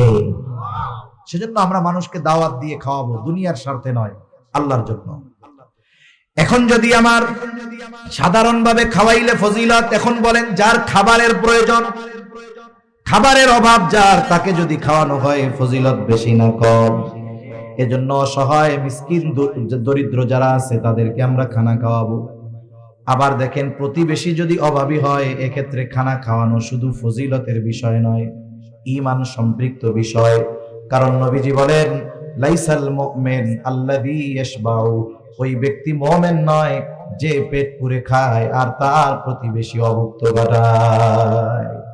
রোজার মাস আসতেছে, কতজনের সামনে 10 প্রকারের ইফতার থাকবে? 10 প্রকারের ইফতার। এরপরেও কবে হায় রে তরমুজটা থাকলে খুব ভালো হইতো। আছে না এরকম? আপনার সামনে 10টা আইটেম, 3 প্রকারের শরবত, এরপরে আপনি আফসোস করতেছেন আর একটা থাকলে ভালো হইতো। অথচ দেখা যাবে আপনার পাশে আপনার প্রতিবেশী, সে পান্তা ভাতার শুটকি নিয়ে বসে আছে ইফতার করার জন্য। আছে না নাই? কেমন রোজাদার হইলেন আপনি? সেজন্য আপনি আপনার প্রতিবেশীর দিকে খেয়াল রাখবেন। আপনি 10 আইটেম থেকে 2 আইটেম কমায়া ওকে আপনি আপনার খাবারের সাথে ইনক্লুড করে নেন। একজন মানুষ, কত মানুষ রোজা রাখবে? রিকশা চালায় রোজা রাখতে হবে, দিন মজুরি করে রোজা রাখতে হবে। আমার আপনার আশেপাশে এরকম লোকের অভাব নাই, আপনি তাকে আপনার মেহমান বানিয়ে নেন। কতজন চিন্তা করতেছে, আরে এখন তো গরম যায় নাই, সারাদিন পরিশ্রম করে কেমনে রোজা রাখবো? 2 জন মানুষ বলেন আপনি আমার মেহমান, গোটা রোজার মাস আপনি আমার সাথে ইফতার করবেন, আমার সাথে সাহারি করবেন। আরে ভাই, আপনার রোজা কি হইলো না হইলো জানি না, ওই ব্যক্তি আপনার সাথে ইফতার করবেন। আপনি ইফতার করানোর কারণে, সাহারি খাওয়ানোর কারণে ওই ব্যক্তি রোজাদার, যেই পরিমাণ সওয়াব অর্জিত হবে রোজার মাধ্যমে, আল্লাহ অটোমেটিক আপনার আমলনামায় দিয়ে দিবে। সুবহানাল্লাহ। এজন্য আমরা প্রতিবেশীদের দিকে একটু নজর দিব, এই বিষয়টা খেয়াল রাখবো। যাদের অভাব আছে দিব। আমি একটু আইটেম কম খাইলাম, আল্লাহ তাআলা ত্যাগের মাস না, ত্যাগের মাস তো একটু ত্যাগ স্বীকার করবো, আল্লাহ বরকত দিবে ইনশাআল্লাহ। তাহলে কাজ জাহান্নামীরা বলবে ওয়ালাম নাকুনু তুতিমুল মিসকিন, আমরা মিসকিনদেরকে খানা খাওয়াইতাম না। 3 নাম্বার বলবে ওয়া কুননা নাখুদু মা'আল খায়িদিন, অনর্থক অহেতুক কথাবার্তায় যারা লিপ্ত থাকতো আমরাও তাদের সাথে গিয়ে বসতাম, টাইম কাটাইতাম। এই যে আমাদের দেশে অধিকাংশ সময় দেখি যাদের টাইম আছে, সময় আছে, কেউ টেলিভিশন দেখে, কেউ চায়ের দোকানে আড্ডা দিয়ে সময়গুলো কাটিয়ে দেয়। এই সময়ের জন্য আফসোস পরে করবে, কারণ এই দুনিয়াতে জীবন্ত মানুষের বড় বড় নেয়ামত গুলার মধ্যে অন্যতম দামি এক সম্পদ হলো হায়াত। এই হায়াত যদি আমরা এভাবে নষ্ট করে দেই, মৃত্যুর পরে আফসোস করবে, হায়াতের জন্য কিন্তু কোনো কাজ হবে না। এজন্য অহেতুক মজলিস থেকে বাঁচবো। আশরাফ আলী থানভী রাহমাতুল্লাহি আলাইহি বলেন, 2 ধরনের মজলিস ছাড়া কোনো মজলিস নিরাপদ না। একটা হলো ওই মজলিস যেখানে জাগতিক কল্যাণ আছে, জাগতিক বৈধ কল্যাণ আছে, ওই মজলিস। যেমন অনেক সময় আমরা সামাজিক ভাবে অনেক আলাপ আলোচনায় বসি, সমাজের এই উপকার, এই রাস্তাঘাট, এগুলো। আর দ্বিতীয় হলো ধর্মীয় দ্বীনি মজলিস, এই যে মসজিদগুলোর মধ্যে যে মজলিসগুলো হয়, এগুলো নিরাপদ মজলিস। এটা ছাড়া বাকি যত মজলিস আছে, ওই মজলিসগুলো ভালো দিয়ে শুরু হয়, মন্দ দিয়ে শেষ হয়। মনে করেন 5 জন এক জায়গায় বসছে, একজন আলেমের কথা বলতেছে যে ওই আলেম খুব ভালো মানুষ, বুজুর্গ মানুষ। এখন একজন ভালো মানুষ সবার কাছে ভালো না, দেখা যাবে ওই মজলিসে একজন তাকে পছন্দ করে না, বলবে হুজুর এত ভালো কইও না, ওনার ব্যাপারে আমি খুব ভালো মতো জানি। আর একজন খোঁচা দিবে, কি জানো একটু আমাকে কও না। এবার বলে ওই হুজুরের ওই দোষ। এখন বলেন তো, ওই দোষ যদি ওনার মধ্যে থাকে, আছে বাস্তবে, কিন্তু ওনার অনুপস্থিতিতে আলোচনা করলেন, কি হয়ে গেল? গীবত। আর যদি না থাকে, হিংসার কারণে যদি বানায়া বলেন, তাইলে হইল অপবাদ। কি হইল? অপবাদ। শুরু হয়েছিল কি দিয়ে? প্রশংসা দিয়ে। শেষ হয় কি দিয়ে? বলে অপবাদ দিয়ে। এজন্য জীবনের উসুল অনেক সময় আছে যে অনেক সময় অনুপস্থিত ব্যক্তির প্রশংসাও সব মজলিসে করতে হয় না, বুঝে শুনে করতে হয়। যদি তার প্রতি আমার মহাব্বত থাকে, আমি মানুষের সামনে বলার দরকার নাই, আমি তার জন্য আল্লাহর কাছে দোয়া করবো, আল্লাহ আমি ওই ভাইকে আল্লাহর জন্য, আপনার জন্য ভালোবাসি, আপনি তাকে কল্যাণ দান করেন। ঠিক কিনা বলেন? এই জন্য অহেতুক মজলিস গুলা থেকে বাঁচবো। বিশেষ করে রোজার দিন গ্রাম অঞ্চলে বেশি হয়। আমাদের মা বোনেরা সকালবেলা নাস্তার রান্না নাই, দুপুরবেলা নাস্তার রান্না নাই, এইবার সব ভাবিরা এক জায়গায় হয়ে গল্প শুরু করে, গল্প করতে করতে একটা গীবতের এক মজলিসে পরিণত হয়ে যায়। অথচ দেখা যাবে গীবতের ব্যাপারে তো হযরত আলোচনা করে গেছে। এই অহেতুক মজলিস গুলো না করে, আমরা রোজার মাস, সারা বছর অনেক ব্যস্ততা থাকে, এখন একটু সময় আছে, কোরআনের মজলিসে একটু সময় দেই। আমরা একটু ইমাম সাহেবকে বলি যে আমাদেরকে সূরাগুলো মশক করানোর ব্যবস্থা করেন। সারা বছর কোরআন খতম দিতে পারি না, রোজার মাস সহি শুদ্ধভাবে 2টা খতম কোরআন তিলাওয়াত করি। সারা বছর ব্যস্ত থাকি, সময় নাই, কমপক্ষে আমলের সূরাগুলো, সূরা ইয়াসিন, ওয়াকিয়া, মুলক, কমপক্ষে 3টা সূরা আমরা মুখস্থ করে ফেলি। সেজন্য অনুরোধ, আমরা আমাদের হায়াতটাকে কাজে লাগাবো তো ইনশাআল্লাহ। দেখেন যারা হায়াত গুনাহে অতিবাহিত করে, ওরা মরার পরে আফসোস করে। আল্লাহ তাআলা তাদের আফসোসের কথা বলেন, কি বলে তারা? ফায়াকুলা রাব্বি লাউলা আখরতানি ইলা আজালিন করিব ফাআসাদদাক ওয়া আকুম মিনাস সালিহিন। মরার পরে আফসোস করে, সময়ের দাম বুঝতে পারে, তখন বলে রব লাউলা আখরতানি ইলা আজালিন করিব, আমাকে যদি সামান্য সময়ের জন্য অবকাশ দেওয়া হইতো, আবার একটু দুনিয়ায় যাওয়ার সুযোগ দেওয়া হইতো, টাকা পয়সা তো দিছিলেন, দান সদকা করতাম, এমন নেক কাজ করতাম, সৎকর্মশীলদের অন্তর্ভুক্ত হয়ে যাইতাম, ওয়া আকুম মিনাস সালিহিন। একটু সময় দেন না, আবার একটু দুনিয়ায় যাই। বলেন তো, মৃত্যুর পরে ওই ব্যক্তি সময়ের মূল্য বুঝতে পারবে ঠিক, কিন্তু তাকে একটা মুহূর্ত সময় দেওয়া হবে নাকি? যেই জিনিসের জন্য মরা মানুষ আফসোস করতেছে, ওই জিনিস আমাদের কাছে এখন আছে। সেজন্য হায়াতকে আমরা ভালো কাজে ব্যয় করবো তো ইনশাআল্লাহ। ওয়ায়াতুক মজলিস থেকে বাঁচবো। 4 নাম্বার, ওয়াকুন্না নুকাদ্দিবু বিয়াউমিদ্দিন।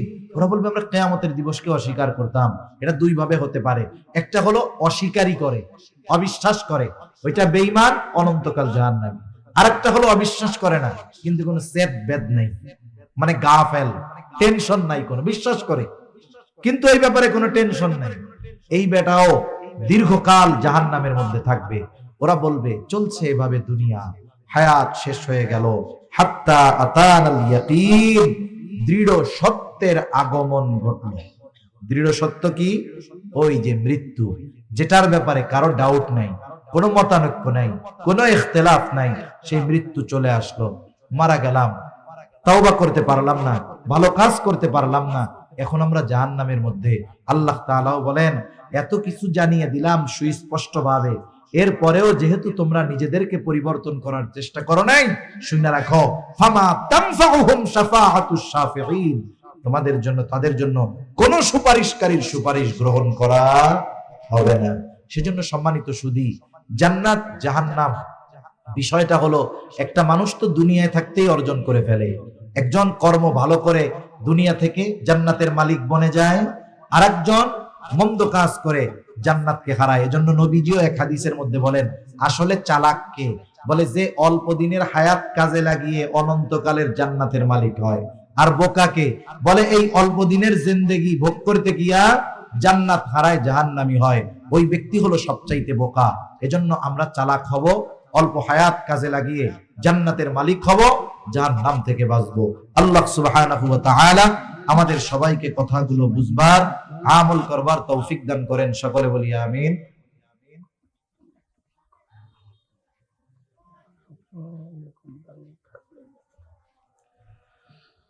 সবাই সবার জন্য দোয়া করব, বিশেষ করে যারা এই